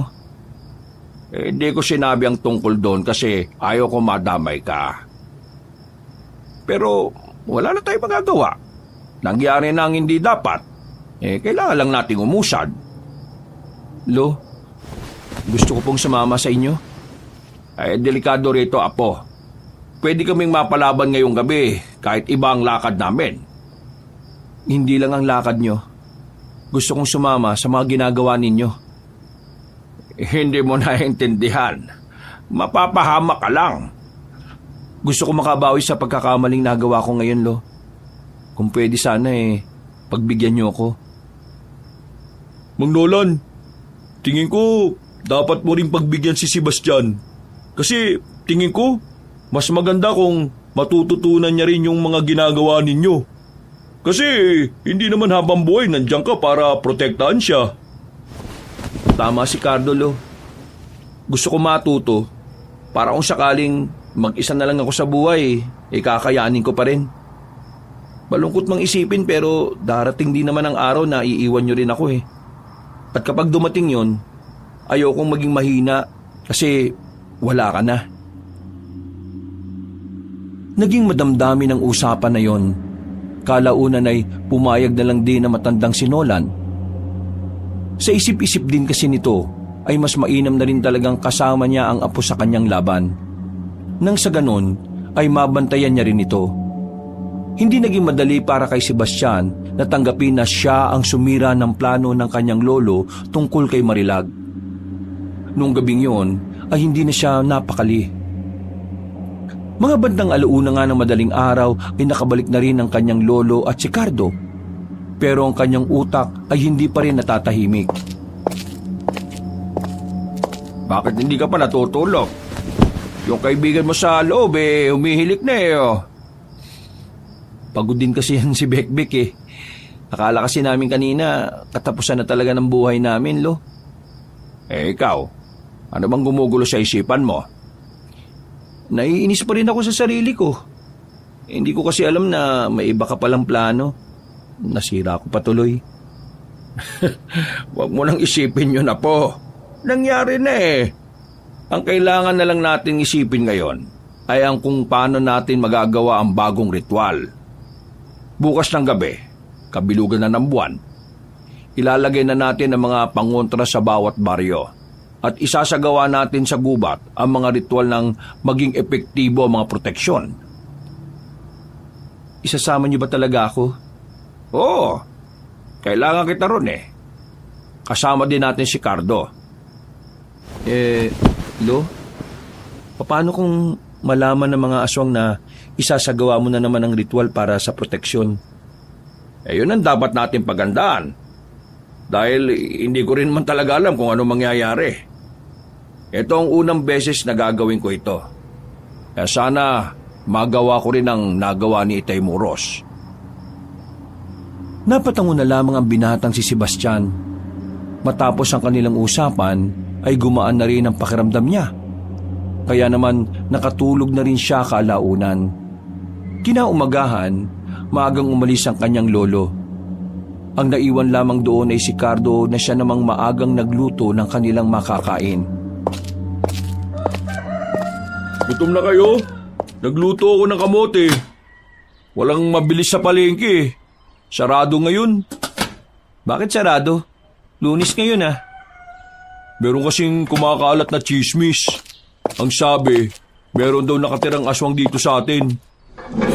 Di ko nga alam kung bakit bigla na lang nagkaroon ng ganong kwento eh. Siguro, nagsimula yun nung napatay ng aswang yung lalaking maangas dito. Si Tanoy? Oo, yun nga.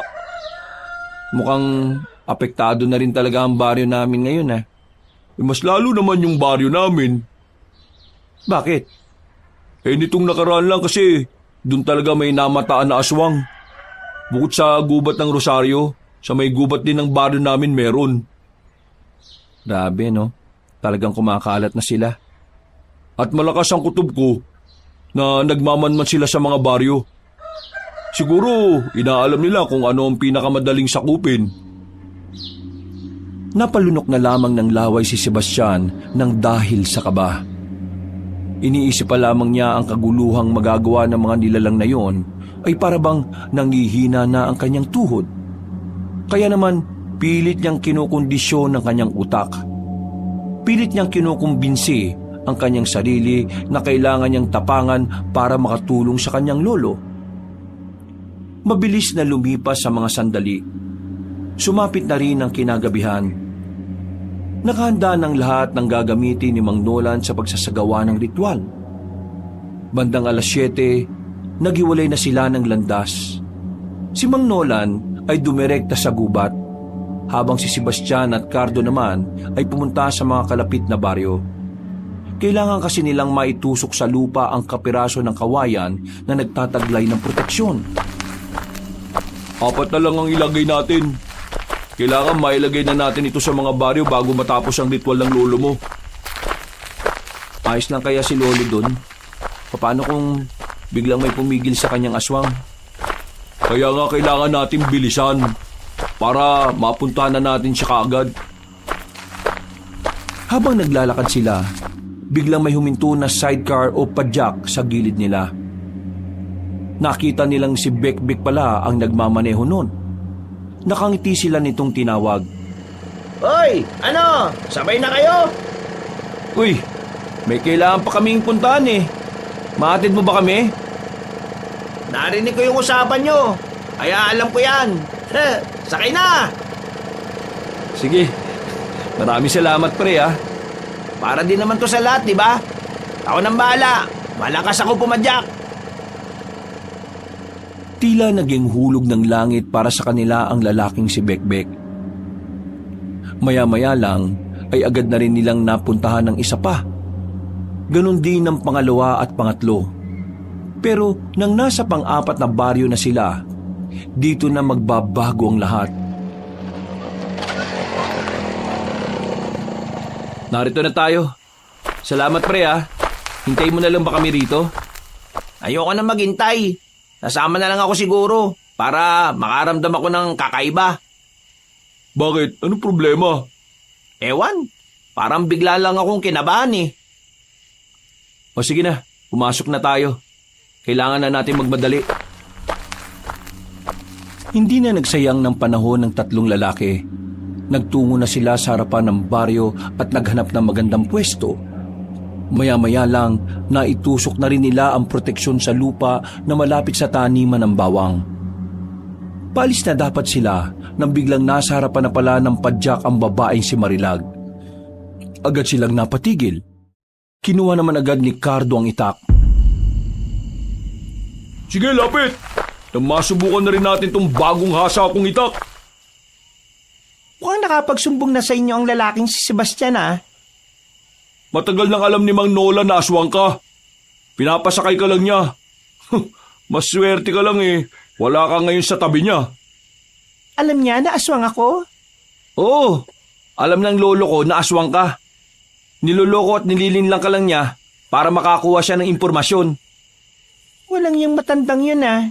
Hindi ko siya mapapatawad. Oh, bakit ka nagagalit? Nagpanggap ka rin naman na bilang normal na tao ah. Kahit na ang totoo, isa ka namang halimaw na pangit.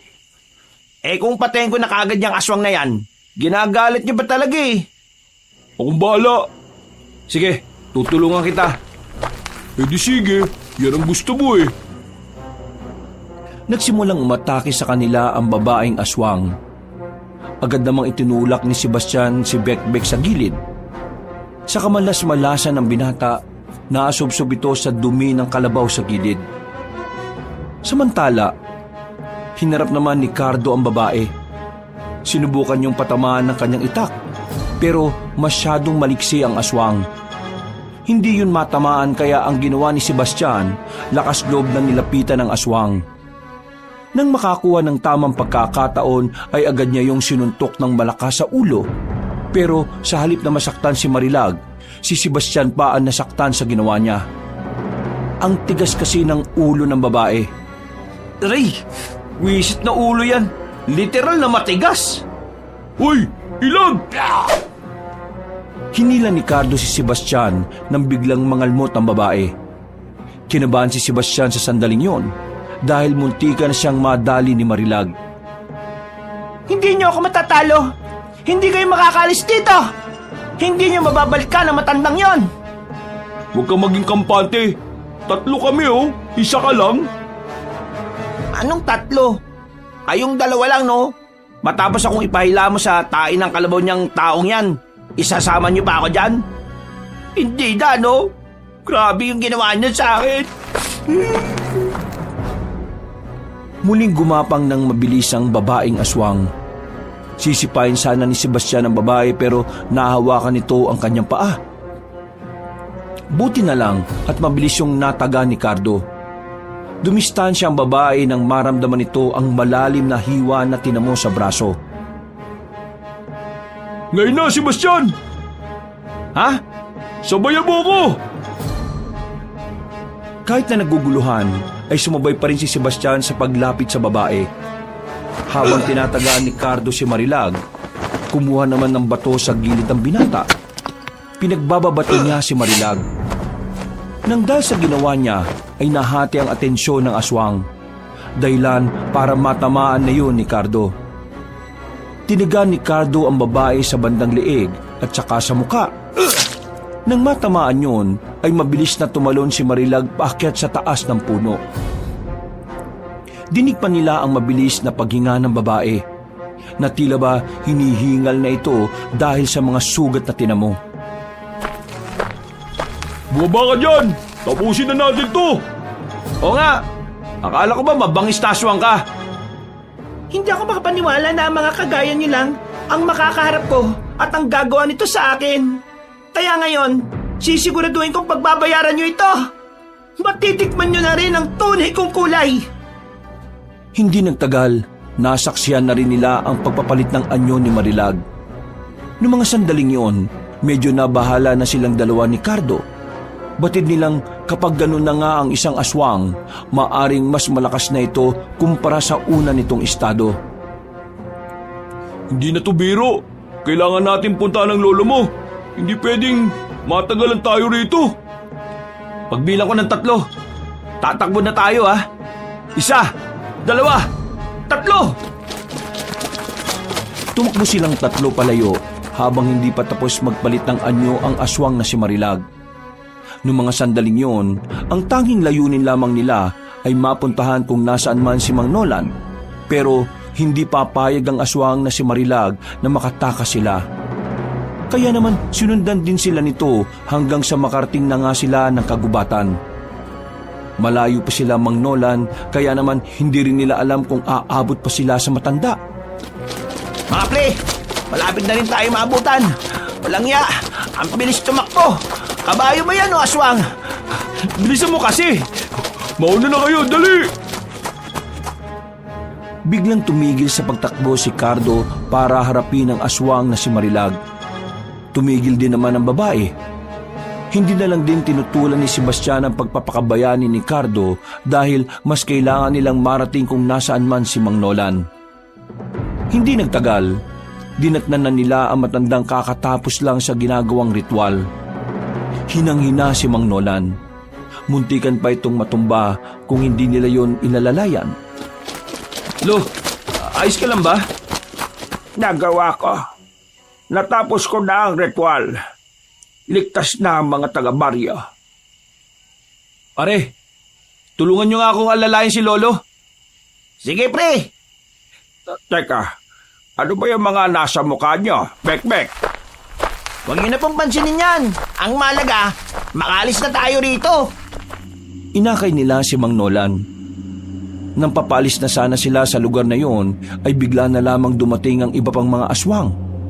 Napatigil sila, nababahala. Kinakabahan at hindi alam ang gagawin.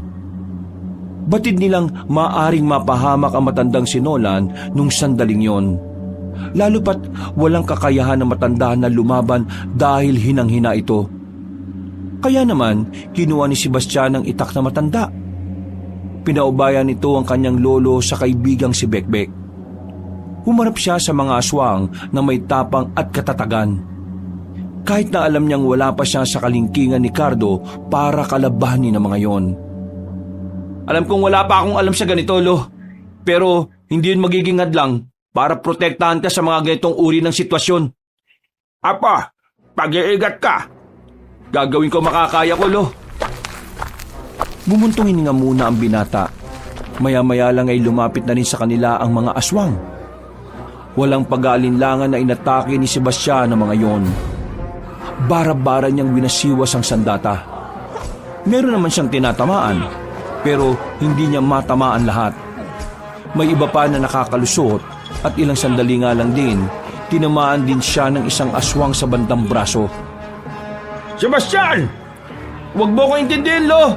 Malayo to sa bituka. Pag-iigat ka. Mamaya, mas malapit na yan sa puso.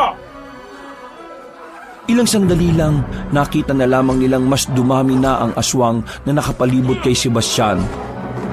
Sa puntong ito, ramdam na ng binata na hindi na niya kakayanin yon.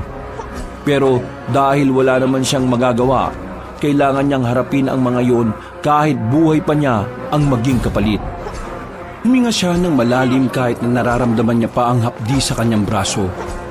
Nang muling umatake ang mga aswang, napahiga siya ng tamaan na naman siya sa bandang hita. Noong mga sandaling yon, inakala niyang katapusan na ng kanyang buhay.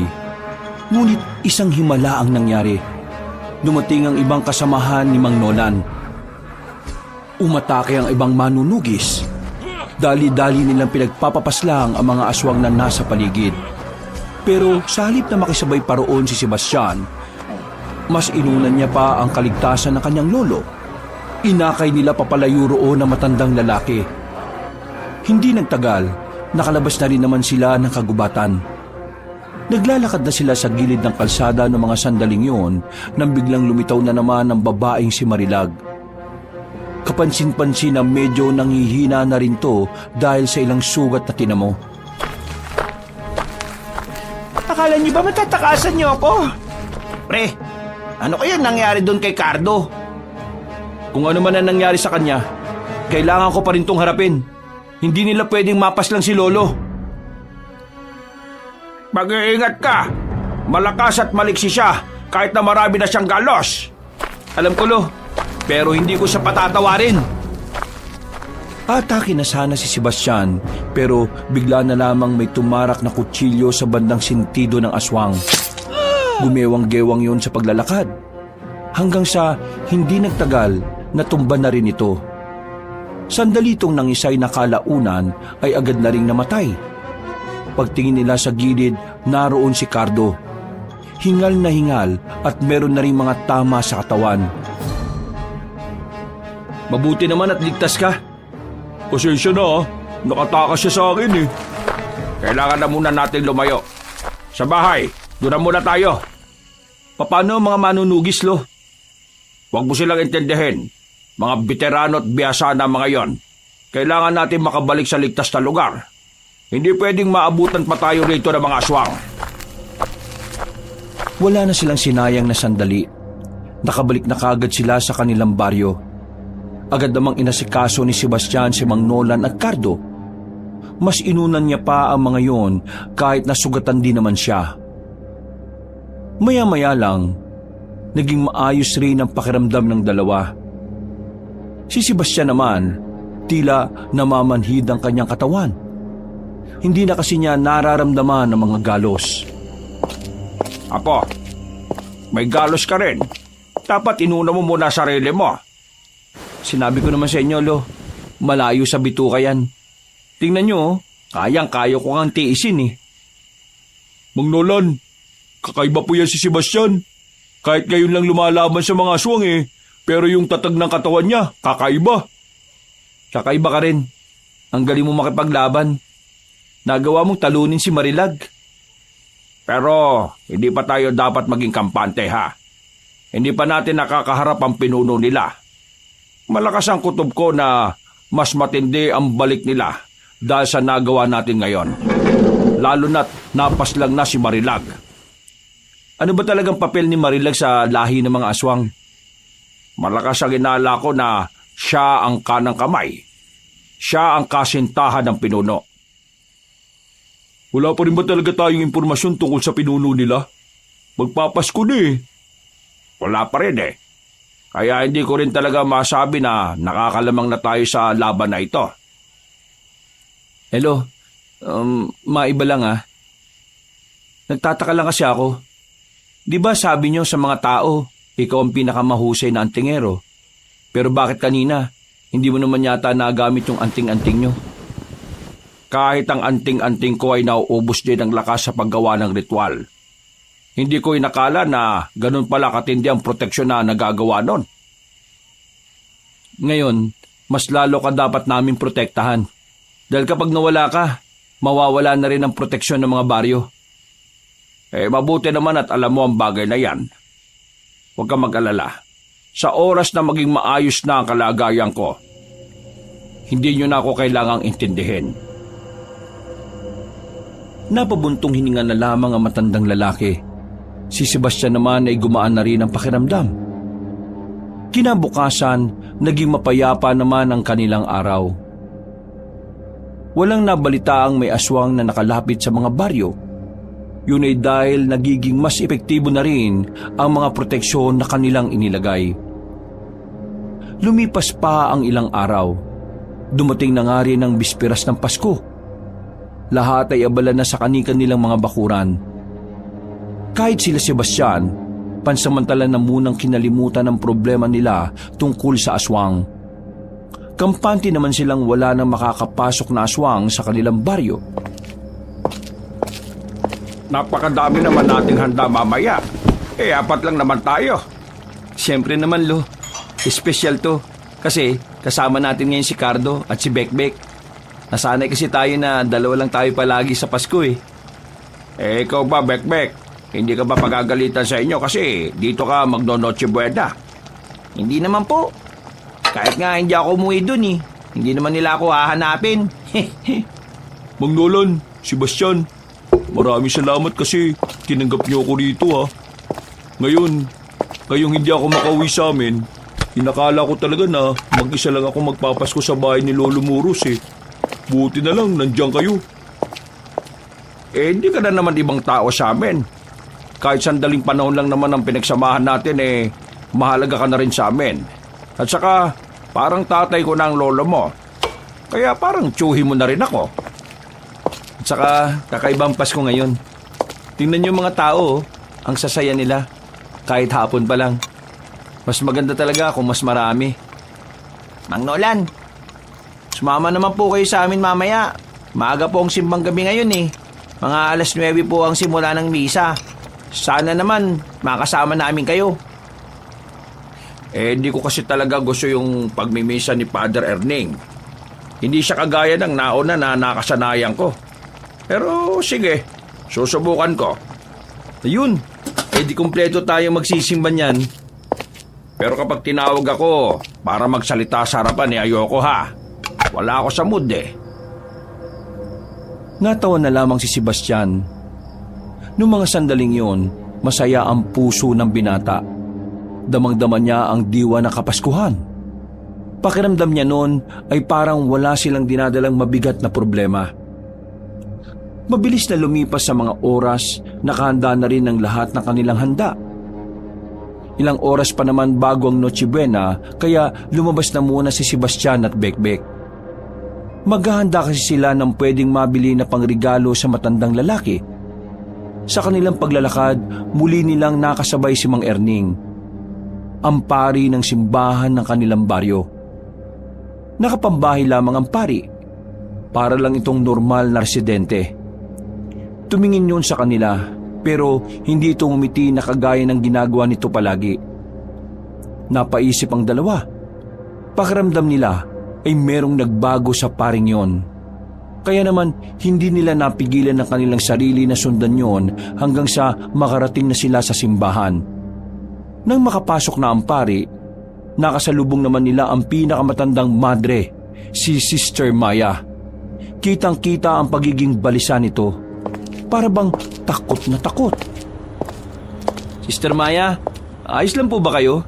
Bakit para kayong nakakita ng multo? Sister Maya, ayos lang po ba? Bakit parang hindi naman po kayo masaya? Pasko na mamaya, di ba dapat? Tulungan niyo ako. Po? Tulungan? Bakit po? Ano pong kailangan niyo? Nasa panganib ang baryo natin. Kailangan nating... Sister! Napalingon silang tatlo nang marinig nila ang tinig ng pari na si Erning. Nakangiti itong lumapit sa kanila.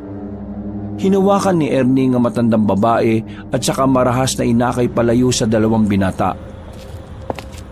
Pasensya na kayo ha. Pero marami pa kasi kaming gagawin ni Sister mamaya sa loob eh. Abala kasi kami ngayon para sa misa mamayang gabi. Ayos lang po, Father Erning. Bago makaalis sa mga yon, tumingin pa sa kanila ang madreng matanda. Tila meron itong gustong sabihin sa kanila na hindi nito mabigkas. Bagay na nagdulot ng palaisipan sa kanilang magkaibigan. Tingin mo, ano kaya yung sinasabi ni Sister Maya? Di ko rin alam eh. Pero parang masama ang pakiramdam ko dito. Anong gagawin natin? Oobserbahan natin si Sister Maya. Kailangan natin siya makausap. Paano kung pagalitan tayo ni Father Erning? Bakit naman niya tayo pagagalitan eh? Gusto lang naman natin makausap si Sister Maya. Hihintayin natin kung kailan siya magkakaroon ng libreng oras. Kahit na alam nilang hindi tamang manmana ng mga madre sa loob, pasimple silang lumapit ng simbahan at sumilip doon. nakita niyang abala ang mga yun sa pagdedekorasyon. Habang naghihintay sila sa gilid, sa hindi inaasahang pagkakataon ay bigla na lamang lumitaw ang matandang pari na si Erning. Nasa likuran na pala nila yon. Hindi nila namalayan. Nagtataka rin sila kung papaanong napunta roon ng pari samantalang nakita nila yon sa loob ng ilang minuto lang ang nakalipas. Ano ang ginagawa niyo riyan? Wala po. Pinapanood lang po namin kung papaano nila ginagawa yung mga dekorasyon. Opo, iyon na nga po. Pinapanood o may iba kayong gustong gawin? Wala naman po. Tandaan niyo, masama ang nagsisinungaling. Nakatingin sa inyo ang Panginoon. Kanina po kasi, nag-aalala po kami kay Sister Maya. Parang may gusto po siyang sabihin sa amin eh. Huwag yun ang alalahanin si Sister Maya. Meron lang siyang pinagdaraanan ngayon. Naalam ko naman na malalagpasan niya yan sa tulong ng ating pinakamamahal na Panginoon. Sigurado po ba kayong nasa maayos na kalagayan po siya? Oo naman. Hindi ba kayo naniniwala sa sinasabi ko? Tingin niyo ba magsisinungaling ang kagaya kong alagad ng Diyos? Pasensya na po. Nag-aalala lang talaga po kami kay Sister Maya. Wala kayong dapat na ipag-alala. Hanggat nasa bahay siya ng ating Panginoon, ay walang mangyayaring masama sa kanya. O siya, sige na. Umuwi na kayo sa inyong tahanan. Maya-maya ay sasapit na ang Kapaskuhan. Kaya dapat ang intindihin ninyo ay ang biyayang handog sa atin ng Panginoon mamaya. Wala nang nagawa ang dalawa, pero hindi pa rin kumbinsido si Sebastian sa sinabi ng pari.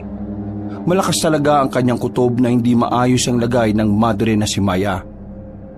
Mabilis na lumipas ang mga oras. Sumapit na rin ang kinagabihan. Halos lahat ng tao sa mga sandaling yun ay naghahanda na para sa darating na simbang gabi. Pero hindi pa rin mapakali ang binatang si Sebastian ng mga sandaling yun. Bagay na napansin na ni Cardo kaya lumapit na ito sa kanya. Pre, ayos ka lang ba? Kanina pa kita napapansin na para kang malalim ang iniisip ah. Tulala ka eh. Hindi ka rin mapakali kanina. Anong nangyayari? Pre, huwag ka na munang maingay kay Lolo ah. Hindi pa kasi ako sigurado eh. Ano yun? Kanina kasi si Sister Maya, nasabi niya sa amin na nasa panganib ang baryo natin. Sinabihan niya kami na kailangan niya ng tulong. Tapos, nang sasabihin na niya yung dahilan kung bakit, ibigla na lang siyang tinawagan ni Father Erning. Parang pinipigilan niya si Sister Maya na masabi yung gusto niyang sabihin sa amin. Nag-iinala ka ba na may ginagawang hindi maganda itong pari na to? Hindi ko alam pero oo. Para kasing may nangyayari hindi tama eh. Gusto mong manmanan ko yung pari? Pwede mo bang gawin yon? Oo. Basta, manatili ka lang sa tabi ni Mang Nolan ha. Mas maghihinala ang paring yun kapag napansin niyang wala ka mamaya sa simbahan eh. O sige pre, maraming salamat ha. Hindi kasi talaga mapakali ang kalooban ko eh. Tumango na lamang si Cardo sa kanya. Mga ilang sandali lang ay lumarga na rin sila para makapagsimba. Marami-rami ang tao nung gabing yon. Huling simbang gabi na kasi, kaya dinumog talaga ang simbahan. Karamihan sa mga taga-baryo ay iniwan ang mga bahay nila para lamang doon. Nagsimula naman ng mapayapa ang misa. Normal lang na nagsisermon ang paring si Erning. Pero ilang minuto na ang nakalipas, hindi pa rin napapansin ni Sebastian ang lalaking si Cardo. Kaya habang abala ang lahat sa misa, nagpaalam siya sa kanyang lolo na iihi lamang. Pero ang totoo ay hahanapin niya si Cardo sa palibot ng simbahan. Malaki ang simbahan, kaya may mga parte ng paligid nito na madilim lalo na sa bandang likuran. Sa parting yun, meron ding mga bahay kung saan doon tumutuloy ang mga madre. Walang ilaw ang mga kabahayan na yon dahil lahat ng madre ay nasa misa. Kaya marahang naglalakad si Sebastian habang hinahanap si Cardo. Saan naman kayo nagpunta yung isang yun? Nakakainis naman talaga oh. Kaunting lakad pa niya ay bigla na lamang may humablot sa kanya. Tinakpan nito ang kanyang bibig. Huwag ka maingay, si Cardo to. Wisit ka. Kinabahan ako sa iyo. Pasensya na pero kailangan kitang hilahin papunta rito eh. Ha? Bakit? Ano bang nalaman mo? Nakikita mo ba yung liwanag na yon? Oo. Ano ba yun? Parang kubo pero mahaba. May mga nandyan sa loob. Mga aswang ang nariyan. Ha? Aswang? Paano magkakaroon ng aswang dyan eh? Di ba nalagyan natin ng proteksyon tong baryo natin? Oo nga, pero iba ang kutob ko eh. Pakiramdam ko, alam na nila ang pangontra sa proteksyon na ginawa natin. At ang nakapagtataka pa, bakit ang lapit ng mga aswang dito sa simbahan na to? Masama ang kutob ko. Tingin ko, gagawa sila ng gulo ngayon. Si Sister Maya, nakita mo ba? Kanina pa siya wala sa misa eh. Yung may nunal sa pisngi? Oo, nasan? Wala akong nakita eh. Kanina pa ako naglilibot pero wala naman ako nakita. Ha? Ano to? Sabay silang napatingin sa ibaba nang meron silang masagi sa sahig. Pagtutok ni Sebastian ng ilaw, nakita nila ang madring si Maya na nakabulagta. Tinihaya nila yon. Dito na tumambad sa kanila ang wakwak nitong tiyan. Wala na ang laman loob at nagkalat na ang dugo sa kinatatayuan nila. Ay gagi! Napatras sila, pero isang bagay ang pumukaw ng kanilang pansin.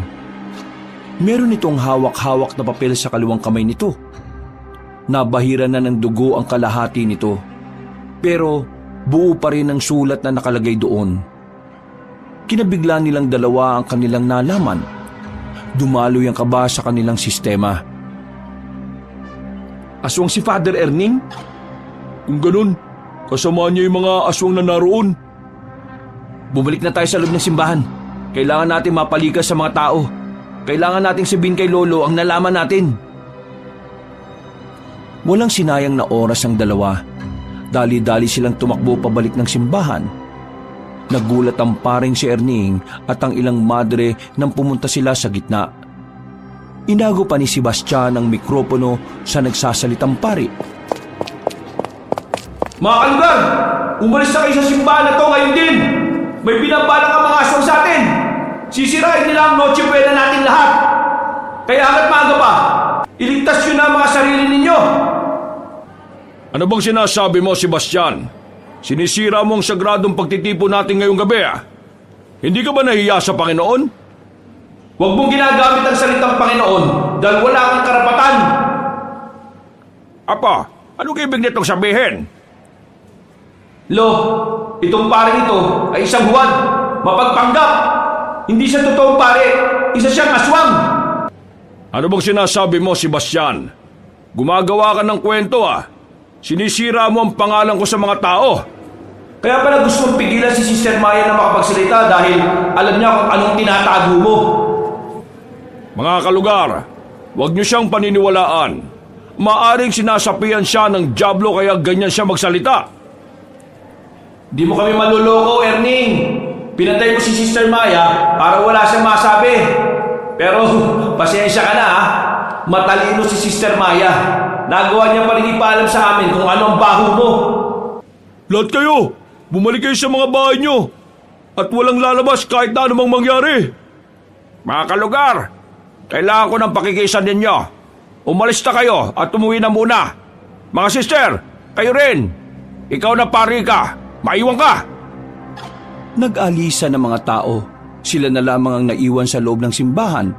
Pero hanggang sa mga sandaling yun ay sinusubukan pa rin ng matandang pari na magkaila. Nolan, hindi mo ba pwedeng awatin ng apo mo? Pinabastos niya ang tahanan ng Diyos. Hindi nagsisinungaling ang apo ko. May takot siya sa Panginoon kaya hindi niya gagawing gumawa ng kwento sa loob ng tahanan ng Diyos. Kaya pala biglang nawala ang dating pari dito dahil meron kang masamang binabalak dito. Ang kapal ng mukha mo na gamitin ang tahanan ng Diyos para sa kasamaan mo. Sandali lang naman. Hayaan niyo ako makapagpaliwanag. Papatunayan ko na hindi ako aswang. Tingnan mo, itong banal na tubig. Iinumin ko pa at yayakapin ko pa ang krus. Tumigil ka na! Alam kong hindi ka naman tatablan ng mga yan dahil iba ka sa mga aswang na alam namin. Yun din ang dahilan kung bakit nagagawa mong manatili rito kahit na may proteksyon na ang baryong ito. Kung ayaw mong maniwala, Wala kung dapat maniwala sa kagaya mo! Bigla na lamang dinukot ni Mang Nolan ang nakasuksok na kutsilyo sa tagliran nito at pinukol sa pare. Madali namang nakailag ang paring yon. Bagay na hindi naman basta-basta magagawa ng tao. Binobanyak ka ng mga kilos mo, Father Erning. wala na talaga ako masabi sa pagiging matalino ninyong maglolo. Humahanga ako sa inyo Ang kaso nga lang, huli na ang lahat. Naipakalat ko na ang mga tauhan ko sa buong baryo. At wala na rin bisa sa amin ng proteksyon dahil alam ko na kung paano yung kokontrahin. Masyado kang nagiging kampante. Bakit? Akala mo hindi ko inaasahan na mangyayari ito? Huwag kang mag-alala. Yung mga tao mo, haharapin ng mga kasamahan ko. Nandito na rin sila. Hinihintay lang talaga namin na kusang lumitaw ang pinuno ng mga salot. Salamat sa dalawang lalaking ito dahil naalaman nilang totoo. Hindi na kami mahihirapang maganap. Bumaka sa mukha ng matandang pari ang galit nito. Umumbok na ang mga ugat nito sa muka. Nanlisik ang mga mata at agad na naging kulay puti ang buhok nito. Ha! Tingnan natin kung kayanin mo ako, Nolan. Sa labas tayo. Hindi maganda sa harapan ng Panginoon na papaslangin kita. Pre, asikasuhin naman natin yung nakita natin kanina. Kayong tatlo, kayo nang bala sa iba Ako nang bala sa isang ito. Nang lumabas na ng simbahan ng matandang si Erning, sinundan naman yun kaagad ni Mang Nolan. Habang ang tatlong binata naman ay tinungo ang kinaroroonan ng kubo sa likuran ng simbahan. Noong mga oras na yon ay nagsimula na rin ang labanan. Binulabog nila ang mga nagre-relax na aswang. Nataranta ang mga yon dahil hindi nakapaghanda ang mga aswang at agad na nila yung pinulbos. Maya-maya pa, dumating na rin ang mga aswang. Sumagupa rin naman ang iba pang manunugis. Nakipagsabayan din naman sila sa kalaban. Si Sebastian, para bang nasanay na lang din siya sa sitwasyon. Kahit na hindi pa gaanong marunong, nagagawa niya ring makipagsabayan sa mga aswang. Si Cardo naman ang tila nagiging pinuno nila. Ito ang nangunguna sa pakikipaglaban at talaga namang hindi nagkakaroon ng pag-aalinlangan. Habang si Bekbek hindi man lang makatama, mahina ang paghataw ng itak ng dahil sa takot. Kinakabahan at bahagyang naduduwag. Kailangan mo tapangan, pre. Kapag hindi natin sila natalo, mapapahamak ang mga tao rito. Mapapahamak ang mga pamilya natin. Oo, hindi na ako maduduwag. Bumuntong hininga na lamang si Sebastian at saka bumalik na rin sa labanan. Naisip niyang puntahan ng kanyang lolo. Nadatnan niya ang dalawang matanda sa isang kanto na kung saan isang malaking poste ng ilaw ang nagsisilbi nilang liwanag. Bakit ka nandito? Tutulungan kitang talunin ng isang yan, lo. Sige, ngayon lang ako hihingi ng tulong sa iba. Bakit? Hindi gumagana sa akin ang mga anting-anting mo? Wala ka naman palang binatmat Wala kang magagawa kung wala ang anting-anting mo. Totoo ba sinasabi niya, lo? Pero wala naman akong pakialam. Kasi kayang-kaya ko siyang labanan kahit wala yung anting-anting. Agad na lumusob si Mang Nolan. Nakakailag naman sa kanya ang aswang na si Erning. Pero sa hindi inaasahang pagkakataon, tumilapon na lang bigla si Mang Nolan. Nagawa itong sipain ni Erning. Hindi rin naman nagsayang ng sandali si Sebastian. Lumusob siya para tulungan ng kanyang lolo. Nang tagain niya ang matandang aswang, hindi niya inaasahan na nakalapit ito sa kanya. Inuntog ni Erning ang ulo nito sa ulo ng binata. Pagkatapos ay binalibag ito palapit kay Mang Nolan. Lo, Ang lakas niya! Ngayon lang ako nagkaroon ng kalaban na kagaya niya. Sa mga sumunod na sandali, sinubukan ulit atakihin si Erning. Pero sa kasamaang palad, kahit na isang tama ay hindi na nila magawa. Dumating na rin sa puntong hindi na kinaya pa ni Mang Nolan na makatayo. Nagtataka matandang lalaki kung bakit sa puntong ito pa niya hindi magamit ang anting-anting. Sinabi ko naman sa iyo, di ba? Walang makakatalo sa akin sa bayan na ito. Ako lang ang malakas. Wala nang iba pa. Naintindihan mo? Sarado na ang kabilang mata ni Mang Nolan nang dahil sa bugbog. Si Sebastian naman ay hindi na rin alam ang gagawin dahil hindi na rin makatayo. At tapusin na kita ngayon, Nolan. At kapag wala ka na, magkakandal-leche-leche na ang lahat na kasamahan mo. Dahil lahat naman sila ay nakadepende lang sa'yo. Huwag ka maging kampante. Hindi mo alam kung anong kayang gawin ng anting-anting ka. Huwag ka nang umasa sa anting-anting na yan. Hindi ka niya ililigtas. Sa hindi inaasahang pagkakataon, bigla na lamang umilaw ang suot-suot na kwintas ni Mang Nolan. Nanlalaki ang mga mata ni Erning nang makita yun. Hindi ito makapaniwala, habang si Mang Nolan naman ay tila nagkaroon ng panibagong lakas. Muli itong nakatayo. Nagpatunog pa ito ng mga daliri sa liig. Sinabi ko na nga ba tulog lang ang anting-anting ko kanina. Ngayong gising na ang diwa niya. Ikaw naman ang matutulog ng habang buhay. Hindi ako patataig sa'yo! Napangiti na lamang si Sebastian na makita ang lolo niya na nagawa ulit sa bayan si Erning. Sa katunayan, mas nakalalamang na nga si Mang Nolan. Kitang-kitang nahihirapan na si Erning sa bawat atake na ginagawa ng matandang antingero. Wala yung ibang magawa kundi ang umilag na lamang. Ano? Iilag ka na lang ba talaga hanggang sa mamatay? Hindi na makapagsalita si Erning. Sugatan na ang katawan nito sa mga sandaling yun. At kahit na anong gawin itong pag-ilag, palagi na lang itong tinatamaan ni Mang Nolan.